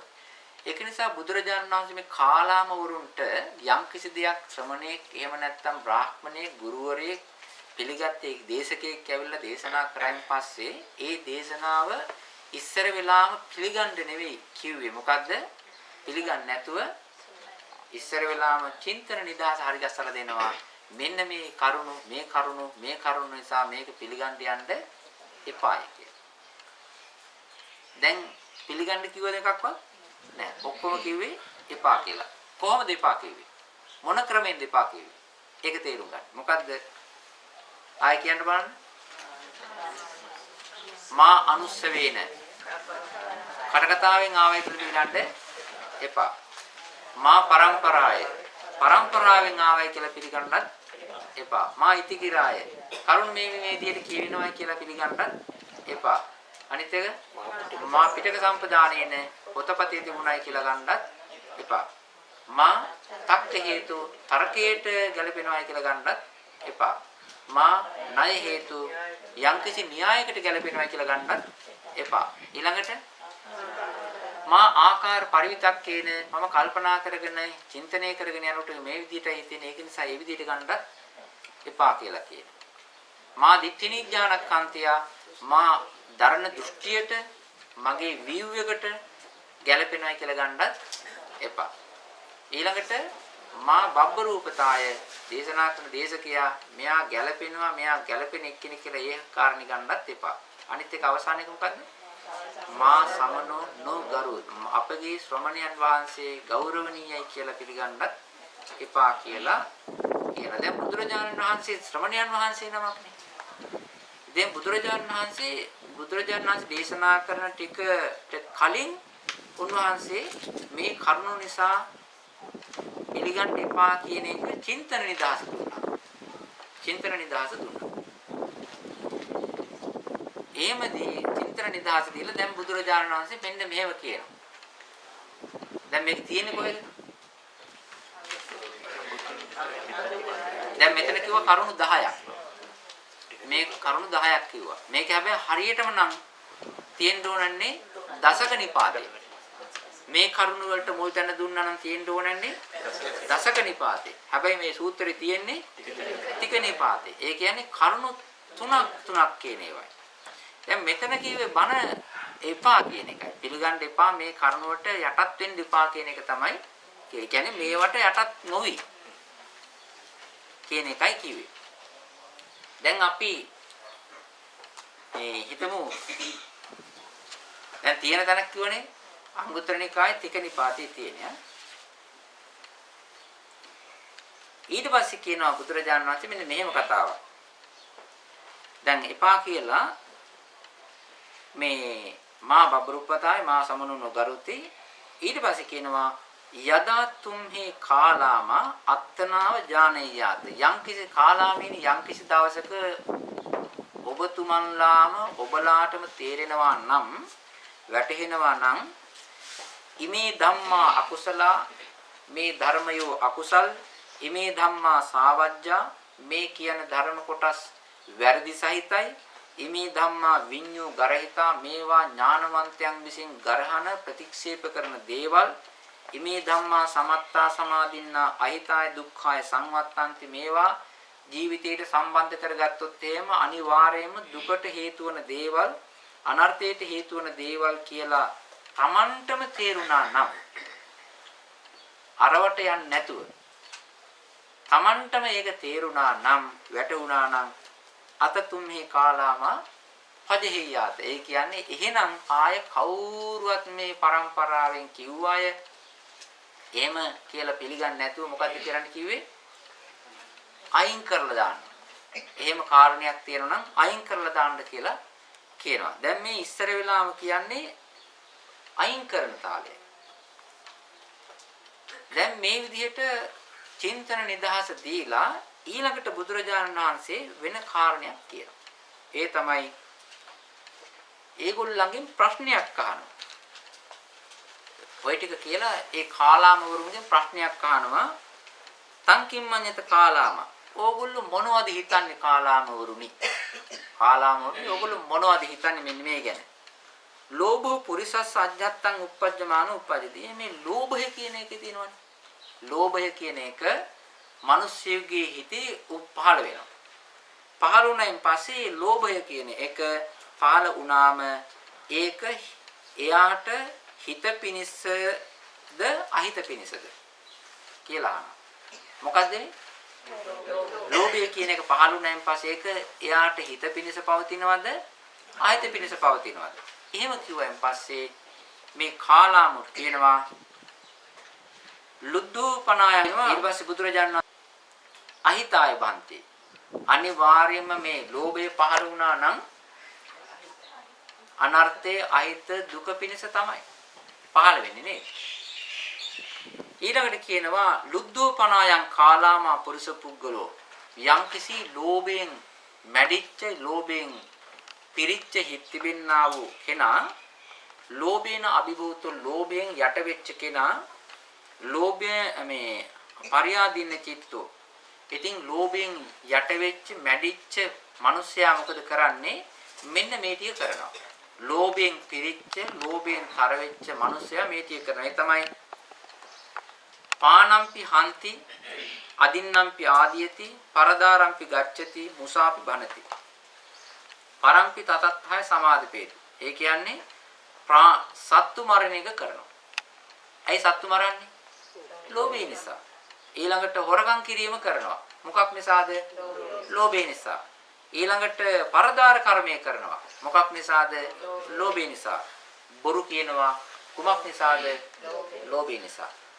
පරම්පි තතත්හය සමාදිපේති. අනිත් අයත් ඒකට මේ යොමු කරනවා. සමාධිපති කියලා කියන්නේ අනිත් අයත් ඒ විදිහට කරන්න යොමු කරනවා. තමන් සතුන් මැරීම, ප්‍රාණඝාතයේ සිද්ධ කිරීම, හොරකම් කිරීම, වරදවා හැසිරීම, බොරු කීම ආදී දේවල් කරලා අනිත් අයත් මොකද කරන්නේ? ওই විදිහට කරන්නේ ওই විදිහට මාත් කරේ ඒ විදිහටයි. මාත් කරේ ඒ විදිහටයි. යනකොට මම සුපර් මාකට් එකේ දාගත්තේ මේ විදිහටයි කියලා අර මේ ඒ ගත්ත තාලේ කියලා අනිත් අයත් සමාදම් කරනවා. සමහර අය කරනවා. සමහරවිට මම නම් ගත්තේ ඕක මේ විදිහටයි. නිකන් කතා කර කර ඉන්නකොට මම දාගත්තේ බෑ කියලා. මේ ඒ යාළුවන්ටයි කියන්නේ අපිට කියන්නේ මේ ලෝභය ඇති වුණාන් පස්සේ හොරකම් සිද්ධ කරනවා. මේ කාරණේ තේරුම් ගන්නට මේ සමහර අය අපිට ඔය හිතවත් ඔය මහත්තුරු එහෙම මේ ඒගොල්ලෝ හොයා බලාගත්ත ඔය ඉන්ටර්නෙට් එකේ ඉන්න කට්ටිය ඉන්නවා. එහෙම ඉන්නවා. උදේටත් ඉන්ටර්නෙට් එකේ, දවල්ටත් ඉන්ටර්නෙට් එකේ, හැන්දෑවටත් ඉන්ටර්නෙට් එකේ, ඊනිමුත් ඉන්ටර්නෙට් එකේ. එහෙම ඉන්නවනේ ඒගොල්ලෝ පොඩි පොඩි කැලෙත් අපිට විශේෂ දේවල් කියවන. ඒකේ තියෙනවා මෙහෙම මේ කාන්තාවක් රත්තරන් බඩු කඩේකට ගිහිල්ලා මේ ඒ බෑග් එකට රත්තරන් දාගන්න තාලේ. මේ අය දැකලා ඇති. දැකලා නැද්ද? දැකලා නැහැ. රත්තරන් CCTV එකට වැදිලා තියෙනවා.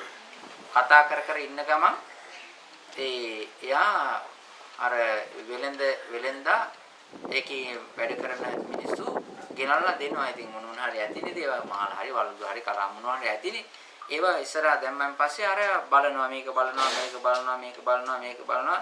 බලලා ඊට පස්සේ ඒකේ එකක් අර ඇඟිලි වලට නතු කරලා ඊට පස්සේ කන කහනවා ඔළුව කහනවා මෙහෙම කරනවා ඔහොම කරලා එකක් බෑග් එකට දාගන්නවා. දාගෙන මේ ඊට පස්සේ තව ටිකක් බැලුවා. ඊට පස්සේ මං ආයෙ පස්සේ ඉන්නම් කියලා කතාවක් ඇහෙන්නේ නැහැ. ඊට පස්සේ යනවා.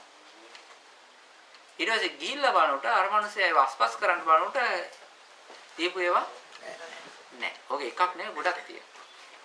කුමක් නිසාද? ලෝභය නිසා. තේරෙනව නේද? ඊට පස්සේ ඒගොල්ලෝ නිකන් ඉන්නවා. ඔය CCTV කැමරා ආසේ මොකද කරන්නේ? හොයනවා. අනිත් එක හොඳට ෆොටෝ එකක් සජීවීව වදිනවනේ. හොයනවා. ඒ උනායින් පස්සේ එයාට ගමේ ඉන්න පුළුවන් කමක් තියෙනවා. රටේ ඉන්න පුළුවන් කමක් තියෙනවා.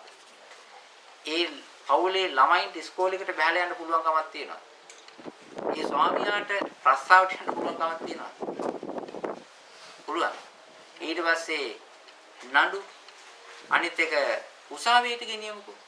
උසාවියට ගිහිල්ලා නිකන් මේ කට්ටියට පේන්නේ නැති වෙන්න ඒගොල්ලන්ගේ තත්ත්වයේ ගරුත්වය ආරක්ෂා කරලා ඒ වහන්න නේද? එතකොට අහනකොට නඩු අහනකොට අර මේ මිනිස්සු පිරිසක් ඉස්සරහා නේද අර කහන්න. එතකොට එයාගේ தත්ත්වය එයාගේ තිබෙනා වූ தত্ত্বය එයාගේ තිබෙනා වූ වැදගත්කම එයාගේ තිබෙනා වූ පිළිගැනීම ඒ දරුවන්ගේ පිළිගැනීම ස්වාමියාගේ පිළිගැනීම ඕවා පත්තර වලට යනකොට පත්තර වල තියෙනවනේ එහෙමන් පස්සේ එයාට හිත පිණිස පැවතුනාද ඒක ඇයි ඒක ගත්තිය ලෝභය අදින්නම් ආදීති ලෝභය නිසා තමයි එහෙම කරන්නේ ඊළඟට අනිත් එක තමයි සත්තු මරණවනේ සත්තු මරනවා ඒ සතුන් මරණ කොටත් ඒ වගේ සතුන් මරණ කොට මේ ලෝභයෙන් සහ මේ එකක් තමයි මේ සමහර තැන්වල කුකුළු ඇති කරනවා කුකුළු ඇති කරලා කුකුළු මරනවා ඒ කියන්නේ ලේසියෙන්ම සල්ලි හොයන්න පුළුවන් ක්‍රමයක් කියනවා නේද තව එකක් තියෙනවා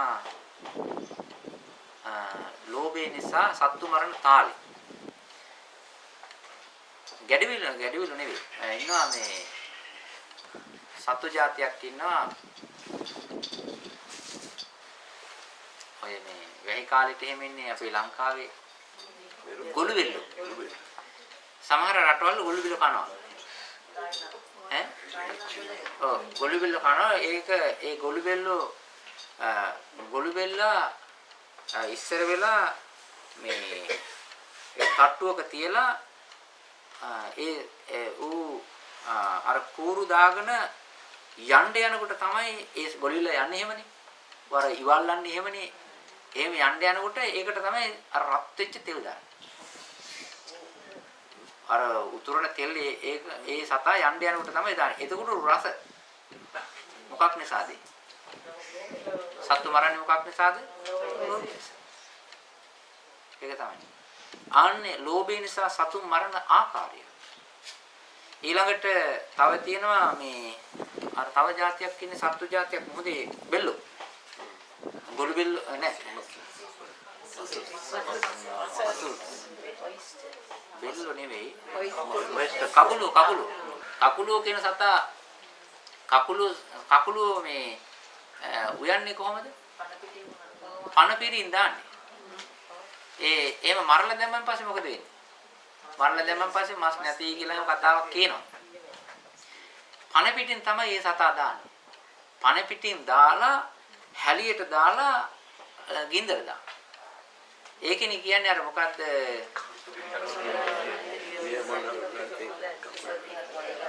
ලිප ගිනි මොළවන තෙක් දිය සැලියේ සැපයක් යයි කකුලුව දියේ. දැන් කකුලුව ඇත්ත වශයෙන්ම අර වතුරේක හිට මෙහෙට දුවනවා. නේද? පයින්නවා. ඉතින් හැබැයි එයාට සැපයක් දැනෙන්නේ කොච්චරක් කාලද? අර ටික හත් වෙනකල් තමයි. ඒක මේ වෙන්නේ කකුලුව හදනවා කියලා කියන්නේ අමුයෙන් පන පිටින් තමයි එයා දාන්නේ ඊට පස්සේ තමයි ඒ කකුලුව තඹනවා කියන්නේ. දැන් ඔය කාරණේ සිද්ධ වෙන්නේ මොකක් නිසාද? ලෝභය. ඒක නිසා තමයි කියන්නේ ලෝභේන අභිභූතෝ ලෝභයෙන් මැදගත් සිත නිසා සත්තු මරනවා. ඒ වගේම ප්‍රාණඝාතය කරනවා. අනිත් එක හරකුන් මරනවා. බැටළුවෝ මරනවා නේද? ඉතින් නොඑක ආකාරي දේවල්. අනිත් එක ලෝභය නිසා තමයි පරදාර කර්මය. පරදාර කර්මය කාන්තාවක් හෝ වේවා, පිරිමික් හෝ වේවා ඔය ගිහිල්ලා තමන්ගේ ආත්ම ගරුත්වය නැති වෙන්නා වූ ඒ වගේම නිന്ദා අපහාස නොඑක ආකාරයේ විවිධ වදමන්දන වලට ගොදුරු වෙන දේවල් සිද්ධ කරන්නේ මොකක් නිසාද? කරුණාවෙන්ද? මෛත්‍රියෙන්ද? ලෝක සේවාවක් කරන්නේ නෑ. ඔය ඔක්කොම ලෝභය නිසා නේද? දැන් බලන්න කොච්චර මේ ඔය වගේ නිවුස් තියෙනවද කියලානේ. ඒ නිවුස් එන්නේ ඒ වගේ මිනිස්සු අනිත් එකයි. එහෙම පාරක බැලලා යන්නේ නැහැ. ආයේ කිසිම සමාජයේ පිළිගැනීමක් නැහැ. ඔය ඔක්කොම දැන් මේ මිනිස්සයාට හිත පිණිස දෙයි ලෝභය ඇති උනේ. නෑ. ඉතින් මේක කියන්නේ බුදුරජාණන් වහන්සේ දේශනා කරනවා මේ කාරණේ පිළිගන්න ආයේ පරම්පරාවෙන් කියපු එකක් අවශ්‍ය නැහැ. මේ වැඩේ තේරුම් ගන්න පරම්පරාවෙන් මෙහෙම කතාවක් තිබුණායේ මේක පොතපතේ තිබුණේ මෙහෙමයි කියලා මේ කාරණේ පිළිගන්න ආයේ අවශ්‍යද නෑ. මේ හොඳටම දැනගන්න පුළුවන් ලෝභය ආවනම් ඒ මනුස්සයා කරන්නේ ಜಾති ඔක්කොම ලෝභ මූලික අකුසල දේවල්. බොරු කියන තරම් බොරු කියන්නේ දැන් අර මම කියව නේද අර මේ මිනිස්සෙක් කර ඉන්දියාවේ ගියන් පස්සේ කීයද කිව්වේ 100 බඩුව යා කියන්නේ කීයද 1000. එතකොට එයා එහෙම කිව්වේ මොකක්ද යා? ලෝභය. ලෝභය තමයි යාට 900ක් වැඩි කළක 1000. ඊට පස්සේ මොකද කරන්නේ? පස්සේ යා අහන අනිත් එක්කෙනාගෙන් කීයද දෙන්නේ කියන්නේ කියලා. ඒ කියන්නේ මොකක් නිසාද? ලෝභය නිසා. ඒ නිසා ලෝභය නිසා ඔය වෙන දේවල්. මට මෙන්න මෙහෙම හාමුදුරු කෙනෙක් කියපු කතාවක්. ඒ හාමුදුරන්ගේ නම කියන්නේ මම මේක ඉස්සෙල්ලා කියලා තියෙනවා. යමක් තේරුම් ගන්නකොට මේ යට ගියේ නෝස පරණැස් නුවර හිටපු කට්ටියම නෙවෙයි මේව කරලා තියෙන්නේ. අපි හැම වෙලේම බලන්නේ ඒ කට්ටියම තමයි මේ ඔක්කොම කරලා තියෙන්නේ. අපි හොඳයි. නෑ එහෙම පටන් ගන්න මෙහි ගොඩාක් තියෙනවා. අපේ ස්වාමීන් වහන්සේ නමක් හිටියා. ඒ ස්වාමීන් වහන්සේ මහන්න මට පෞද්ගලික අපි දෙන්න හිතවත්. ඉතින් ඊට පස්සේ ඒ ස්වාමීන් වහන්සේ ඉස්සර මේ තරුණ කාලේ මහණෙනි ඉස්සර වෙලා බිස්නස් එකක් කරලා තියෙනවා. ඒ තමයි රෙදි බිස්නස් එකක් කරලා තියෙනවා. අර තියෙනනේ අර ගිහිල්ලා දානවනේ මේ ස්ටෝස් දානවනේ පොළවල් වල දානවනේ ස්ටෝස් දාලා මේ බණ යම් කිසි දවසක හාමුදුරුවෝ ඇහුවොත් එහෙම කොහේ හරිදී හාමුදුරුවෝ දැනගන්නේ මම කියනවා. නමුත් එහා නම කියන්නේ නැහැ. නමුත් මම මේක කියනවා. ඉතින් මේ හාමුදුරුවෝ මේ බිස්නස් කරනකොට දැන් කෑ ගහනවනේ. කෑ ගහන්නේ කොහොමද කෑ ගහන්නේ? ඉස්සර ඔක්කොම එකක්වත් ගන්නන්නේ නැහැ ඔක්කොම ලාභයි. එහෙමනේ ඔය බිස්නස් කාර්යෝ කරන්නේ ඔක්කොම ලාභයි. ඉතින් ලාභයි කියලා මේ කෑ ගහනකොට මේ ගමේ අහිංසක මිනිස්සෙක් මම හිතන්නේ ගොවිතැන්පත් කරගෙන ඉන්නා වූ කෙනෙක් වෙන්න ඇති. එයා ඉතින් පොඩි දරුවෙකුත් අවුරුදු 4-5ක වගේ පොඩි ළමයෙකුත් අතින් එල්ලගෙන ඉතින් එනවලු. එනකොට බඩුත් මොන හරි අරගෙන ඇති. එයා ඉතින් ඒක ඒ ළමයාත් ඇවිල්ලා එයා මේ රෙදි කරන තැනට ඇවිල්ලා තියෙන. එතන තිබිලා තියෙන පොඩි ළමයින්ගේ ඇඳුම්. ඊට පස්සේ කාලේ හැටියට මම හිතන්නේ මට මතක නෑ වකවානුව. නමුත් ඒ කාලේ හැටියට ඉතින් මේ මිනිස්සු ඇවිල්ලා හැවවලු මේ මුදලාලි මේක කීයද කියලා. ඊට කියවුවාම කිව්වලු 28යි. ඒ ගාන මට කිව්වේ ඒක 28යි. ඒකට දන්නවා මේ හඳුරෝ මම ඒ ගාන තමයි 28යි කියලා කිව්වා. ඊට පස්සේ මිනිස්සු මොකොත් කතාවක් නැහැ. රුපියල් 20ට දුන්නලු. 20ට දීලා අර මේ ඇඳුමත් ඊට පස්සේ බෑග් එකට දාලා ඉතින් ඔතල දුන්නා. දැන් රුපියල් 20ට දුන්නා. ඉතින් අද කාලේ රුපියල් 28ක් එහෙම ගන්න නැතුව ඒ කාලේ ඉතින් වටිනා ගාණක් ඉඳ ඇතිනවා. ඉතින් ඊට පස්සේ ඒක දීලා බෑග් එකේ දාගෙන යනවා. ඉතින් මේ එහෙම ඒ ළමයා ඉතින් අල්ලගෙන ඉතින් අර බෑග් එකක් දාගෙන යනකොට ඉතින් ඒ ගාණ ගිව්වා. ඒකේ ප්‍රශ්නයක් නැහැ. ගාණ ගිව්වා. ඊට පස්සේ යාළුවෝ කිව්වා මේ දැන් මේක ඇවිල්ලා ඇත්තට මම 28ක් කියලා කිව්වට ඕක රුපියල් 10ක් 12ක් විතර වෙන පොඩි ගාණක්. අමාර කට්ටාවට කිව්වා. හැබැයි ඒක මේ යාළුවන්ගේ ජීවිතේ බලපෑවා. ඒ මොකක් නිසාද ඒ කිව්වේ? ලෝභය නිසා. පස්සේ කාලේදී යාළුවෝ කිව්වා මට ඉතින් ආපහු ගිහිල්ලා ආය ගාන අඩු කරලා මේ මං ලාභයට දෙන්නම් කියලා එහෙම දෙන්නත් බැරි වුණා කිව්වා. නමුත් ඒක දැන් යාඳුරෝ පස්සේ කාලෙදී මහාන වෙලා ඊට පස්සේ ඉතින් යම් යම් දේවල් ඉතින් හොඳ දේවල් කරත් අර පින්තූරේ තියෙනවනේ. අර ඒ පින්තූරේ අර ළමයාගේ අහිංසක මිනිස්සෙක් රෙදි උතුණු ඕවා එනවා. ඕවා එනවා. යම් කිසි දෙයක අපි හිතමු මරණාසන්න අවස්ථාවේ කියලා. හරි භයානකයි. හරි භයානකයි. කර්ම නිමිත්තකට ඇති ආවොත් එහෙම. අන්න ඒක නිසා තමයි ලෝභය කියන එක හරි භයානකයි. ඒ නිසා මේ බුදුරජාණන් වහන්සේ මේක දේශනා කරන දැන් ওই කාරණය අපි හිතමු මේ කාලාම සූත්‍රය මේ ඒ හාමුදුරුවෝ කියවයි කියලා. ඔය මේ විසර කාල මහණෙනි ඉස්සෙල්ලා මේ රෙදි හාමුදුරුවෝ මේ කාලාම සූත්‍රය කියවගෙන ඒ හාමුදුරන්ට ඒ ලෝභය නිසා ඇතිවෙච්ච දුක තේරුම් ගන්නට මේ පරම්පරාවෙන් ආපු එකක් අවශ්‍ය නැහැ නේද? එතකොට මේ පොතපතේ මෙහෙම තිබුණායි අර එහෙමයි කියලා ඔක අවශ්‍ය නැහැ නේද? ඊළඟට අපි හිතමු අර කවුද රත්තරන් අරගත්තේ ඒ රත්තරන් හොරකම් කරපු ඒ කාන්තාව බැලුවොත් එහෙම දැන් මේ ලෝභය නිසා ඇතිවෙච්ච විපත ගැන තේරුම් ගන්නට එයාට අවශ්‍යද මේ පරම්පරාවෙන් ආපු කතා. එයාගේ නින්දාව අපහාසය සිද්ධ වුණායි කියලා එයාගේ තත්ත්වේ ගෞරවත්වයේ නැති වුණා පාරිවාහින්ට බැරි වුණා කියන ඒ විපත තේරුම් ගන්නට එයාට අවශ්‍ය වෙනවද මේ පොතපතක ලියලා සඳහන් වුණාදී වුණා පරම්පරාවෙන් ආව කටකතාවෙන් ආව මොකක්වත් නැහැනේ. එහෙම නැත්නම් ඔක්ස්ෆර්ඩ් ගිහිලා කියපු මිනිස්සෙක් කියපු හින්දා මම මේක එහෙම කියලා අවශ්‍ය නැහැ නේද? සජීවීනේ. ආන්නේ නිසා බුදුරජාණන් වහන්සේ දේශනා කරනවා මෙන්න මේව කාරණයක්.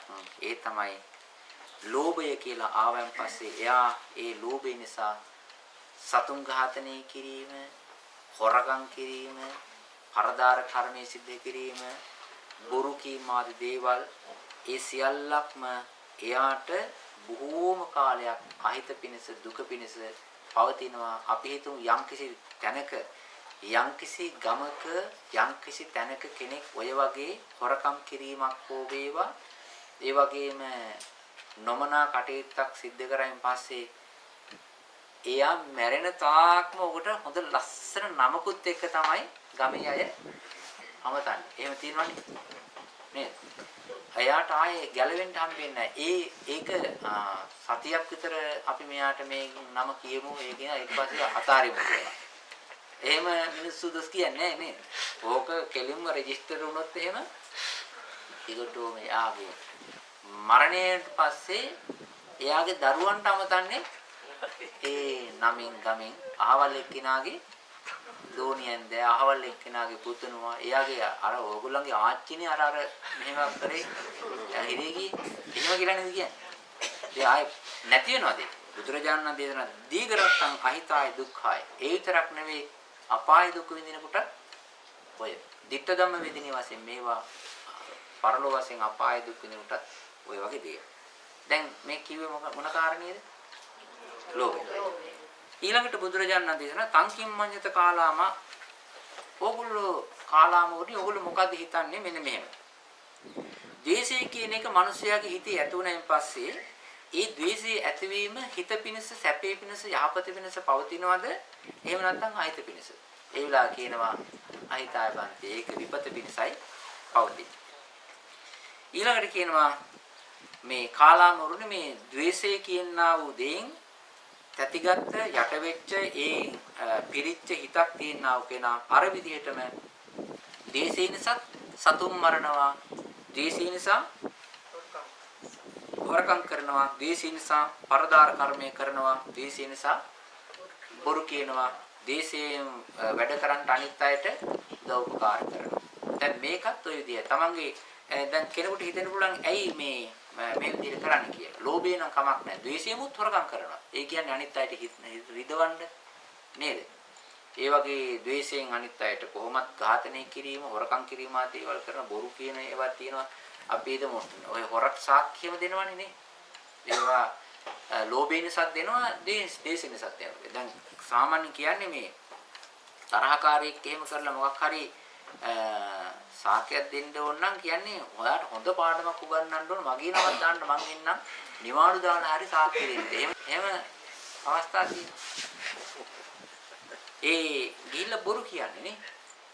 ඒ අහුණයින් පස්සේ ඒත් විපතම තමයි. අනිත් එක තමයි මූල්‍යෝපනයන් කාලාම් පුරුෂ පුද්ගලෝ මෝහින අභිභූතෝ ඊළඟට බුදුරජාණන් වහන්සේ දේශනා කරන ඔබ මොකද හිතන්නේ කාලාමවරුනේ මුලාව මෝහය අවිද්‍යාව යම් කිසි මිනිසෙකුගේ හිතේ පහළුනොත් එහෙම එයා ගැන මොකද හිතන්නේ? ඒක හිත පිණිසද සැප පිණිසද? ඊට පස්සේ කියනවා නෑ අහිත පිණිසයි. මෝහයෙන් නිසා මිනිස්සු වරකම් කරනවා, සතුන් මරනවා, පරදාර කර්මයෙන් කරනවා, බොරු කියනවා, අනිත් අය ඒ වගේ යොදනවා. කර්මයක් කර්මඵලයක් දැනීමක් තේරුමක් වැටහීමක් නැහැ. ආන්න මෙන්න මේ කාරණා තුන. මොකද්ද කිව්වේ?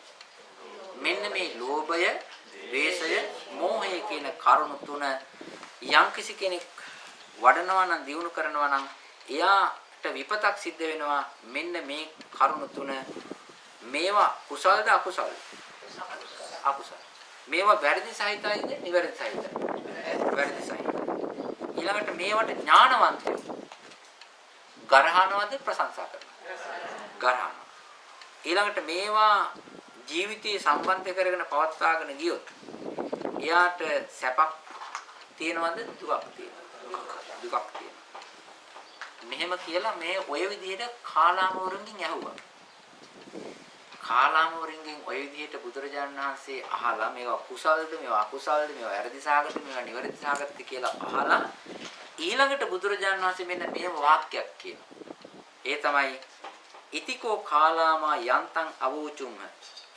කාලාමවරුනි මම මේ කාරණේ ටික කියන්න ඉස්සර වෙලා මම මේ කරුණු තුන කියන්න ඉස්සර කලින් ඔබලාට කිව්වනේ අර මොකද්ද කරුණු 10ක් මොකද්ද ඒ කිව්වේ?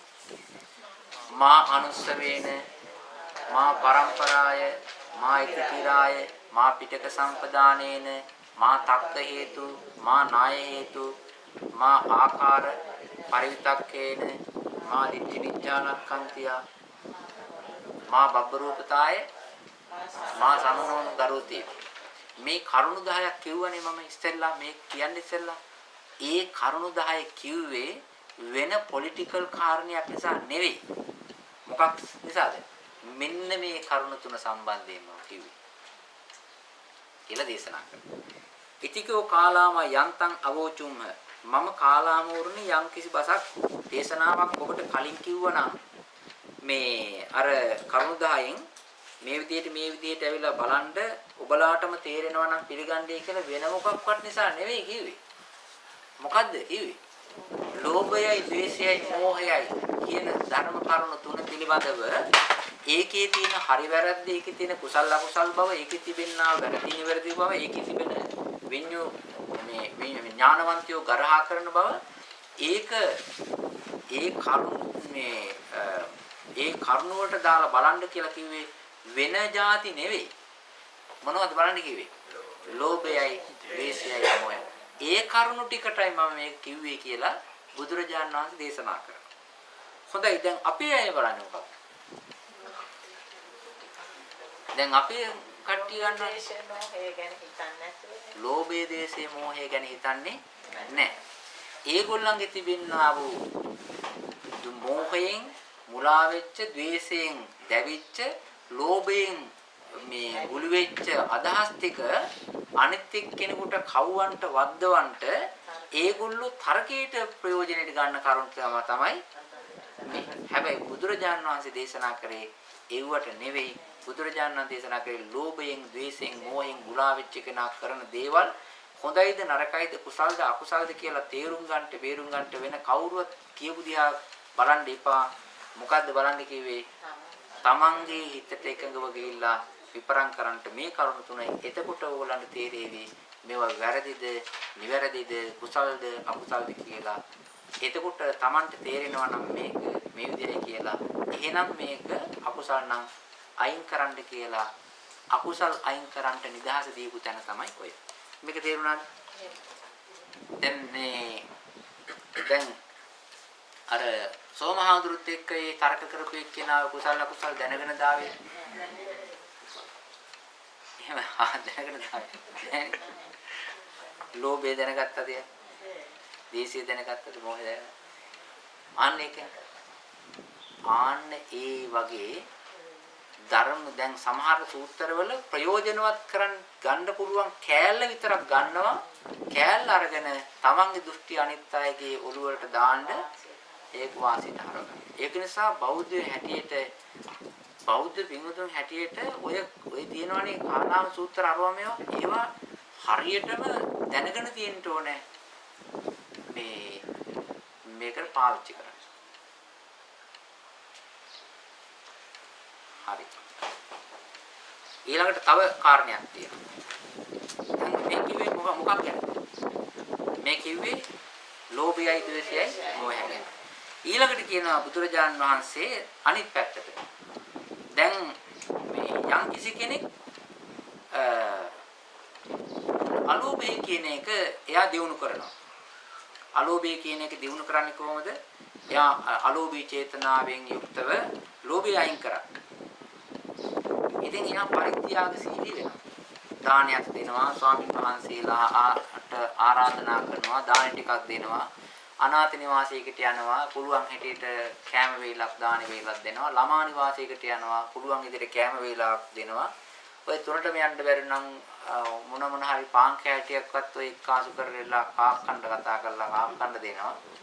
ඊළඟට එහෙම නැත්නම් එහෙම ඉන්නවනේ බල්ලෝ ඉන්නවනේ. ඒ බල්ලන්ට දෙනවා. ඉතින් එයා එහෙම කරුණාවෙන් දෙයක් එහෙම කරායින් පස්සේ හිතට දැනෙනවා මොකද්ද? සන්තෝෂයක්, සැපයක්. එයාට හිත පිනායන ගතියක් ඒ ක්‍රියාව තුළින් තියෙනවා. ඉතින් ඔය කාරණය ඔය සන්තෝෂේ, ඔය සතුට, ඔය දාණයෙන් ලැබෙනා වූ මේ හොඳ ප්‍රීතිමත් ගතිය කුමක් නිසාද ආවේ? අලෝභය මුල් කරගෙන අය. ඔය මානසික ගතිය තේරුම් ගන්නට අපිට මේ කේම්බ්‍රිජ් විශ්වවිද්‍යාලයේ ගියා වූ කෙනෙක් ලියපු පොතක් කියවන්න එහෙම අවශ්‍ය නැහැ. ඊළඟට පරම්පරාවෙන් කියවපු එකක් එහෙම පිළිගන්න කතාවක් තියෙනවා. මෙහෙම බලු කපුරු දානයක් දුන්නාම පස්සේ සතුටක් තියෙනයි කියලා මාත් බලන්න කියලා. එහෙම අවශ්‍යතාවයකුත් නැහැ. එහෙමනේ. ඊළඟට ස්වාමීන් වහන්සේලාට දාන වේලක් පූජා කරාන් පස්සේ ඒකින් අපිට සන්තෝෂ සතුටක් ලැබෙනවා. ඒක පිළිගන්න අපිට ආය පරම්පරා කතාවක් එහෙම අවශ්‍ය නැහැ. එහෙනම් මේ විදිහට වෙන්න ඕනේ. එහෙනම් තර්ක දානවා. ඉතින් තර්කත් අවශ්‍ය නැහැ. ඉතින් බුදුරජාණන් වහන්සේ අලෝභය ඇති වුණාන් පස්සේ අනිත් එක තමයි අද්වේෂය ඇති වුණාන් පස්සේ. ද්වේෂය නැති වුණාන් පස්සේ ඒ ද්වේෂය නැතිවීම නිසා ඇතිවෙනා වූ හිතේ ඇතිවෙනා වූ සන්තෝෂයේ සතුට ඊළඟට මෝහය නැති වුණාන් පස්සේ ඒ කියන්නේ අමෝහ ගතිය, අලෝභ ගතිය, අද්වේෂ ගතිය, අමෝහ ගතිය. ඒකින් ඇතිවෙනා වූ ඒ ස්වභාවය, ඒකේ මේකේ තියෙන සැපය තමන්ට බොහෝ කාලයක් සැප පිණිස පවතිනවා කියන කාරණය තේරුම් ගන්නට ආයේ මේ තර්ක අවශ්‍ය නැහැ.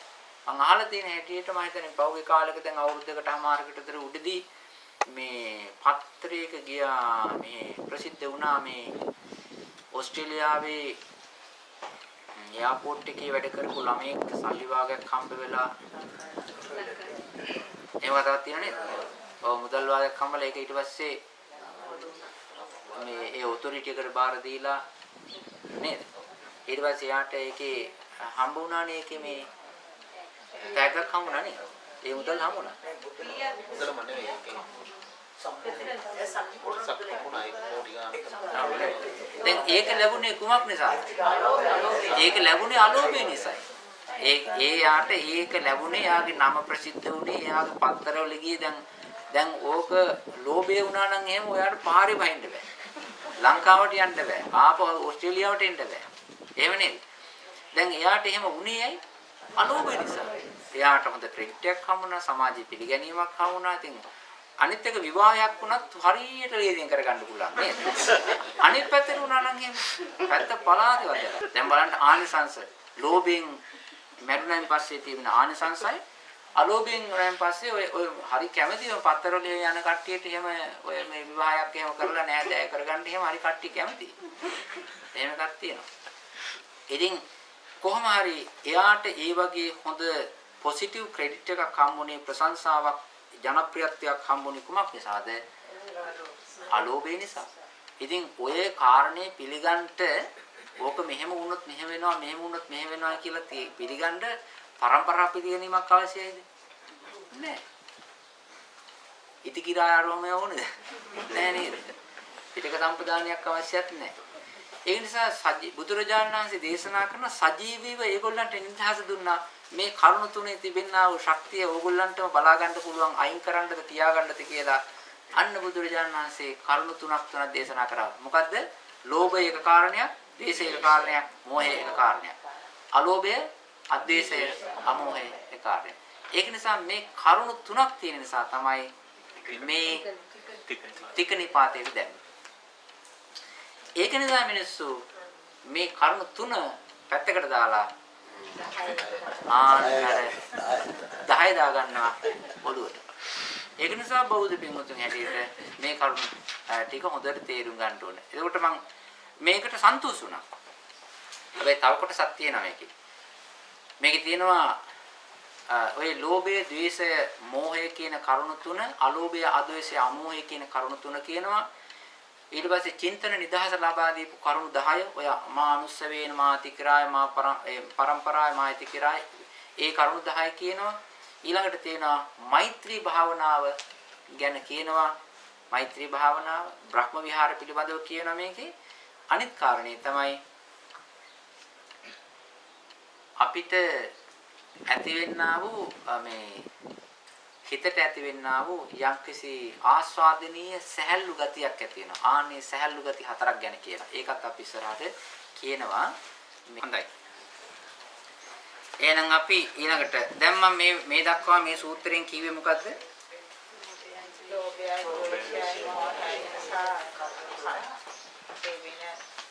ලෝභය, ද්වේෂය, මෝහය, අලෝභය, අදෝෂය, අමෝහය කියන දේවල් ඇති වුණාන් පස්සේ ඒක විපත පිණිස පවතින හැටියයි සැපේ පිණිස පවතින ආකාරයයි තමයි ඔය කරුණු තුනෙන් කියලා දුන්නේ. ඊළඟට බුදුරජාණන් වහන්සේ දේශනා කරනවා මේ සූත්‍රයට සම්බන්ධ කරලා මේ කාලාමෝරුනි ඔය කරුණුට අනුකූලව ඉරිස්සලා කියන්නේ මෙන්න මේක. හතර මතක තියාගන්න. බුදුරජාණන් දේශනාවේ ඉතිකෝ කාලාමා යන්තං අවූචුම් කාලාම වරුනි මම යම් කිසි දෙයක් ඔය කරුණු 10න් කිව්වනම් මම මේ කරුණු 10 ඉදිරිපත් කරලා යම් කිසි දෙයක් අයින් කරන්න හරි යම් කිසි දෙයක් පිළිගන්න හරි කුසල ධර්මයන් අකුසල ධර්මයන් අයින් කරන්න කුසල ධර්මයන්ට එකතු වෙලා ඉන්න කියලා යම් කිසි දෙයක් කිව්වනම් හිත පිනිස සුව පිනිස පවතිනවායි කියලා අතතුම් මේ කාලාම උපසම්පජ්ජ වීරයතාති කාලාමෝරි ඔබලා ඇවිල්ලා මේ ධර්මයේ පිළිටන්නේ කියලා කිව්වනම් යම් කිසි දෙයක් කිව්වනම් ඒ තමයි ඉතියන්තං උත්තං ඉදමේතං පටිච්ච වූත මෙන්න මේ කරුණු තුනක් තමයි කිව්වේ කියලා හොඳටම පාලි භාෂාවෙන් තියෙනවා අතතුම් මේ කාලාම උපසම්පජ්ජ වීරයතාති කාලාම වරුනි ඔබලා ඇවිල්ලා මේකේ හැසිරෙන්නේ කියලා යම් කිසි දෙයක් කිව්වනම් ඉතියන්තං උත්තං යම් කිසි දෙයක් ඔය කරුණු 10න් කිව්වා නම් ඉදමේතං පටිච්ච වූතං මේ ලෝභ දෝෂ මොහ කියන කරුණු සඳහාමයි කිව්වේ කියලා බුදුරජාණන් දේශනා කරන එක නිසා හැම තැනකදීම ලෝභය, දේශය, මෝහය, අලෝභය, දෝෂය, අමෝහය කියන කරුණු තුනට සම්බන්ධ කරලා තමයි මේ ටික කියන්නේ. ඒකෙ තිබෙනා වූ දේවල් වල තිබෙන සැර අකුසල් ගතිය, කුසල් ගතිය තේරුම් ගන්න තමයි මේක ක්‍රයිටීරියා එකක් හැටියට පාවිච්චි කරන්නේ. ඊළඟට කියනවා දැන් ඒ විදිහට ආර්ය ශ්‍රාවකයන් වහන්සේ ඔය විදිහට මේ තණ්හාව නැතුව, ව්‍යාපාදේ නැතුව, මෝහයෙන් මුලා වෙන්නේ නැතුව ඊළඟට මේ හොඳට මෛත්‍රී සහගතව, කරුණා සහගතව මුදිතා භාවනාව කරගෙන, උපේක්ෂා භාවනා කරගෙන සතර බ්‍රහ්ම විහරණ ධර්ම වඩ아가න ඉන්නවා. ඉතින් ඕන දිශාවකට මෛත්‍රී කරුණාව පතුරලා වාසය කරනවා. එහෙම වාසය කරනකොට එයාගේ හිත බොහොම කිලුටු නැති, පිරිසුදු වෙච්ච, වෛරයක් නැති, ද්වේෂයක් නැති, මුලාවක්, මෝහයක් නැති මේ ආර්ය ශ්‍රාවකයන් වහන්සේගේ හිත පිරිසිදුව තියෙනවා.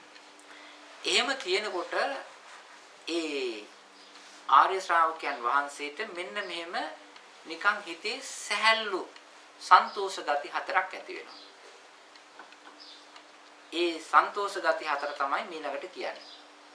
ඒ තමයි ඒකට කියනවා ආස්වාසය කියලා. නිකන් අපි කියන්නේ යම්කිසි කොහොමද කියන්නේ sigh of relief කියලා කියන්නේ.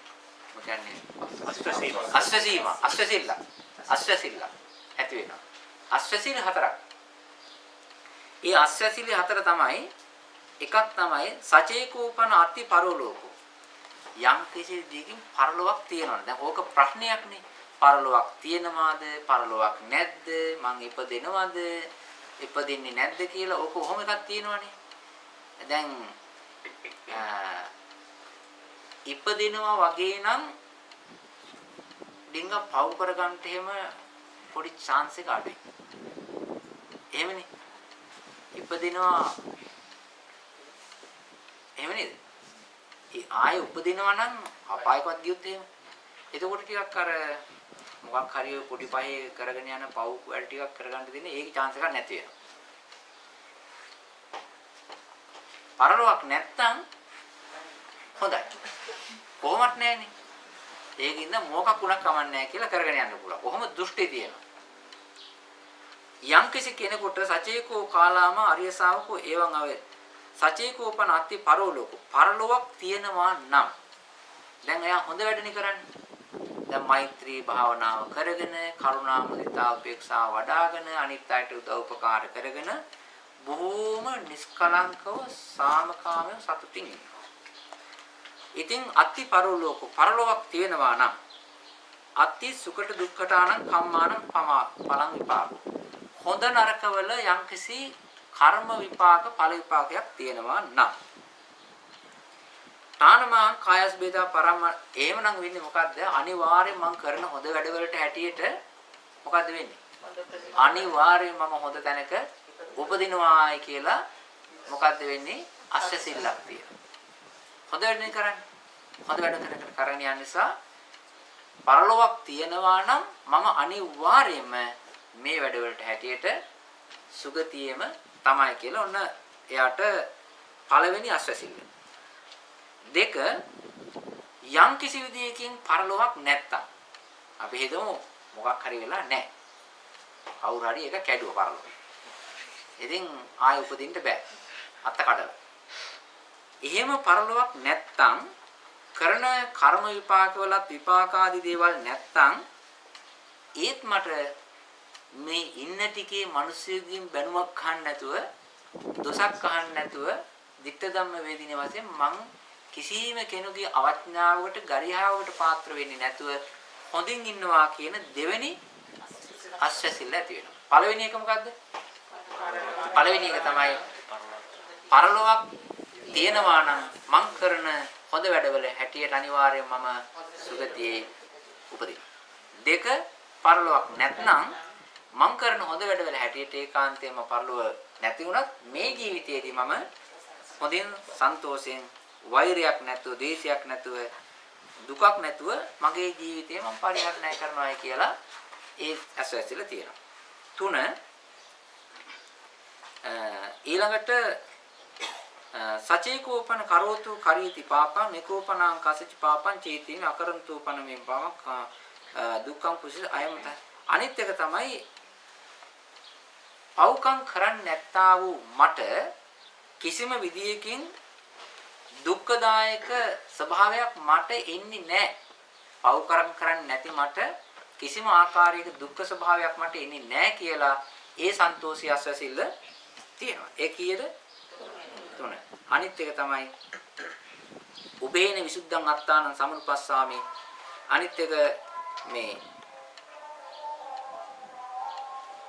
මම ක්‍රම දෙකෙන්ම එහෙම නැත්නම් පරලෝ වශයෙන්ුත් මෙලෝ වශයෙන්ුත් නොකිරීම වශයෙන්ුත් හොඳ දේවල් ලැබීම වශයෙන්ුත් කියන අර හොඳ දේවල් මට ඒකාන්තෙම එනවා කියන අස්වැසිල්ලක් තියෙනවා. දැන් ඔය විදිහට බුදුරජාණන් වහන්සේ අර මේ අස්වැසිලි හතරක් බුදුරජාණන් වහන්සේ දේශනා කළා. මේක කිව්වට පස්සේ අර කාලාමවරු හරියට සන්තෝෂ වුණා. හරියට සන්තෝෂ වුණා. බටහිර රටක අපි ඉන්නේ.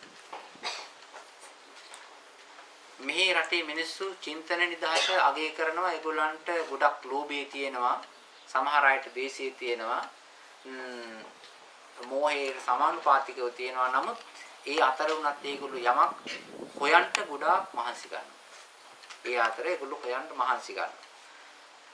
මේ අයට ධර්ම දේශනා කරනකොට ඒ අයගේ තිබෙන්නා වූ නිදහසට ගරු කරලා දෙසුවොත් තමයි ඒගොල්ලෝ පිළිගන්නේ.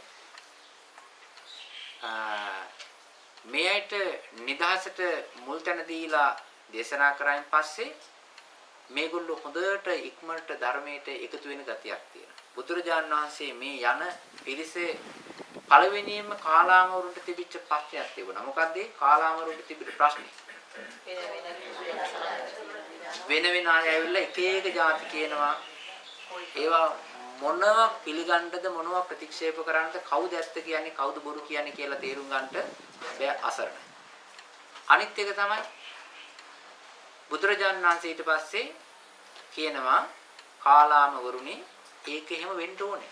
ඒ කියන්නේ සැක කරපු ඒගොල්ලන්ට සැකයි. සැක කර යුතු තැන විතරකේ විචිකිච්ඡාවක් සංඛාවක් ඇති වෙච්ච යුතු තැන තමයි ඒක ඇති උනේ. ඊළඟට බුදුරජාණන් වහන්සේ කරුණු 10ක් කියලා දෙනවා. ඒ කරුණු 10 සම්බන්ධ කරේ මොකටද? ලෝභයටයි, ද්වේෂයටයි, මෝහයටයි, අලෝභය, අදෝෂය තමයි. ඊළඟට මෛත්‍රී, කරුණාව, මුදිතා, උපේක්ෂා කියන භාවනා හතර ගැන කියනවා. ඊළඟට අස්සසිලි හතරක් ගැන කියනවා. මේ කරුණු ටික කිව්වයින් පස්සේ ආන්න එදා තමයි මේ කාලාමවරු බුදුරජාණන් වහන්සේට කියන ස්වාමීනි ඊ타මත් මනරම් දේශනාවක් ඔබ වහන්සේ කළේ. ඒ වගේම අපේ අන්ධකාරය නැති කරා.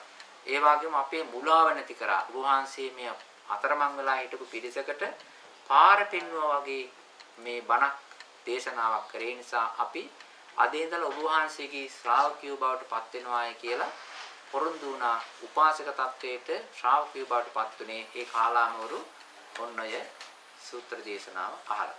මේ දේශනාව කොහේද දේශනා කළේ? කොසල් රාජධානියේ තිබිච්ච කේසපුත්ත කියනා වූ ගම්මානයේදී දේශනා කළේ. කාටද දේශනා කළේ? කාලාමවරුන්ට දේශනා කළේ. කරුණු කීයක් දේශනා කරාද? මූලික කරුණු 6ක් තියෙනවා. ලෝභ 3යි, මේ අකුසල් 3යි, අලෝභ කුසල් 3යි. ඊළඟට ඒකට ඒක ගැන දැනගන්න දීපු කරුණු කීයක් තියෙනවද? 10යි. ඊළඟට කරුණා, මෛත්‍රිය, මුදිතා, උපේක්ෂාව 4යි. තව තියෙනවා අස්වැසිලි 4ක්.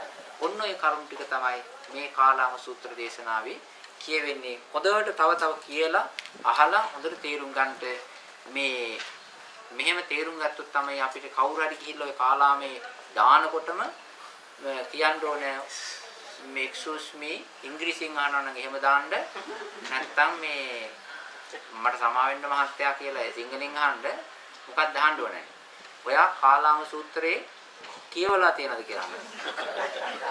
කාලාම සූත්‍රයේ කියවලා තියෙනවද කියලා අහන්න. ඔය අපිට මිනිස්සු ওই කාලාම සූත්‍රයේ ඔය දෙට හැන්ඩල් කරනවා ඒගොල්ලන්ගේ වාසිය සඳහා. ඒක නිසා කිසි තැනක හැම එක්කිනාම මේ බෑග් එකක කාලාම සූත්‍ර පොට්ටක් තියාගන්න. හොඳයි. හැම දිනාටම ධර්මාවබෝධය වේවා කියලා මෛත්‍රිය ප්‍රාර්ථනා. ඊළඟට මේ අද කමක් නැහැ ඉගෙන ගන්න එක හොඳයි. මේක උපදේශාත්මක ගාථාවක්. මේක මම කියන්නම් යෝ නිරුත්තිං න සික්ඛේය කියන්න බලන්න. සික්ඛන්තු පිටකත්තයන් හරියනේ වෙන જાතියක් කියන්නේ මම කියපුවා යෝ නිරුත්තිං න සික්ඛේය සික්ඛන්තෝ පිටකත්තයන් පදේ පදේ විකංකේය වනේ අන්ධ ගජෝවිය ආය කියන්නේ යෝ නිරුත්තිං න සික්ඛේය සික්ඛන්තෝ පිටකත්තයන් පදේ පදේ විකංකේය වනේ අන්ධ ගජෝවිය ආය කියන්නේ යෝ නිරුත්තිං සික්ඛේය සික්ඛන්තෝ පිටකත්තයන් පදේ පදේ විකංකේය වනේ අන්ධ ගජෝ විය සමහරට වනේ අන්ධ ගජෝ විය කියන වන්නේ අන්ධ ගජෝ යථා කියලා කියන ඒකේ තේරුම මේකයි යෝ නිරුත්තිං න සික්ඛේය යම් කෙනෙක් නිරුත්ති කියන්නේ භාෂාවනේ යෝ නිරුත්තිං න සික්ඛේය භාෂාව ඉගෙන ගන්නේ නැහැ න සික්ඛේය යම් කෙනෙක් භාෂාව ඉගෙන ගන්නේ නැහැ ඒ වුණාට සික්ඛන්තු පිටකත්වය ත්‍රිපිටකය ඉගෙන ගන්න යෝ නිරුත්තිං න සික්ඛේය භාෂාව ඉගෙන ගන්නේ නැතුව ත්‍රිපිටකයේ ඉගෙන ගන්නවා සික්ඛන්තු පිටකත්වය පිටකත්‍රය ඉගෙන ගන්නවා ඉගෙන ගන්න නැත්නම් මොකද්ද භාෂාව එහෙම පිටකත්‍රයේ ත්‍රිපිටකයේම ඉගෙන ගත්තාම භාෂාව ඉගෙන ගන්න නැතුව එයා ඒ ගැන සලකන්න ගියා පදේ පදේ විකංකේය ඒ කියන්නේ පදයක් පදයක් ගානේ සැක ගැටුම් ඇති වෙනවා මතභේද ඊළඟට ස්ථාවරයට යන්න බෑ පදේ පදේ විකංකේය පදයක් පදයක් පාසා ගැටීම් ඇති වෙනවා මේක මොකක්ද හැබැයි ත්‍රිපිටකේ පාඩම් ත්‍රිපිටකය ඉගෙන ගන්නවා දන්නේ නැති මොකද්ද භාෂාව දන්න එයාට ඒ ත්‍රිපිටකයේ පදයක් පදයක් ගාලා සැකතෙන් ඇති වෙනවා ගැටුම් තෙන් ඇති වෙනවා හරියට කියනවා නම් වනේ අන්ධ ගජෝ විය වනේ යන අන්ධ ඇතා වගේ අන්ධ ඇතා කැලේ ඉන්නවා අන්ධ ඇතා මොකද වෙන්නේ වනේ යනකොට ඒ ගහෙත් හැප්පෙනවා මේ ගහෙත් හැප්පෙනවා තව ටිකක් යනවා ආය හැප්පෙනවා අඩියක් පස්සට ගන්නවා ආය හැප්පෙනවා වනේ අන්ධ ගජෝ විය අන්ධ ඇතා හැබැයි මේ ලොකු සතෙක් නේ ඇතා සතා හොඳයි ලොකුයි හැබැයි යන්න බෑ ඇයි අන්ධයි ඒ වගේ ත්‍රිපිටකේ තියෙනවා ඉගෙනගෙන තියෙනවා දැනුම තියෙනවා ත්‍රිපිටකේ තියෙනවා හැබැයි ඒ භාෂාව දන්නේ ආන්නේ විදිහට තියෙන ඒ නිසා මේ ධර්මයක් දැනගන්න ඕනේ භාෂාව දැනගන්න හොඳයි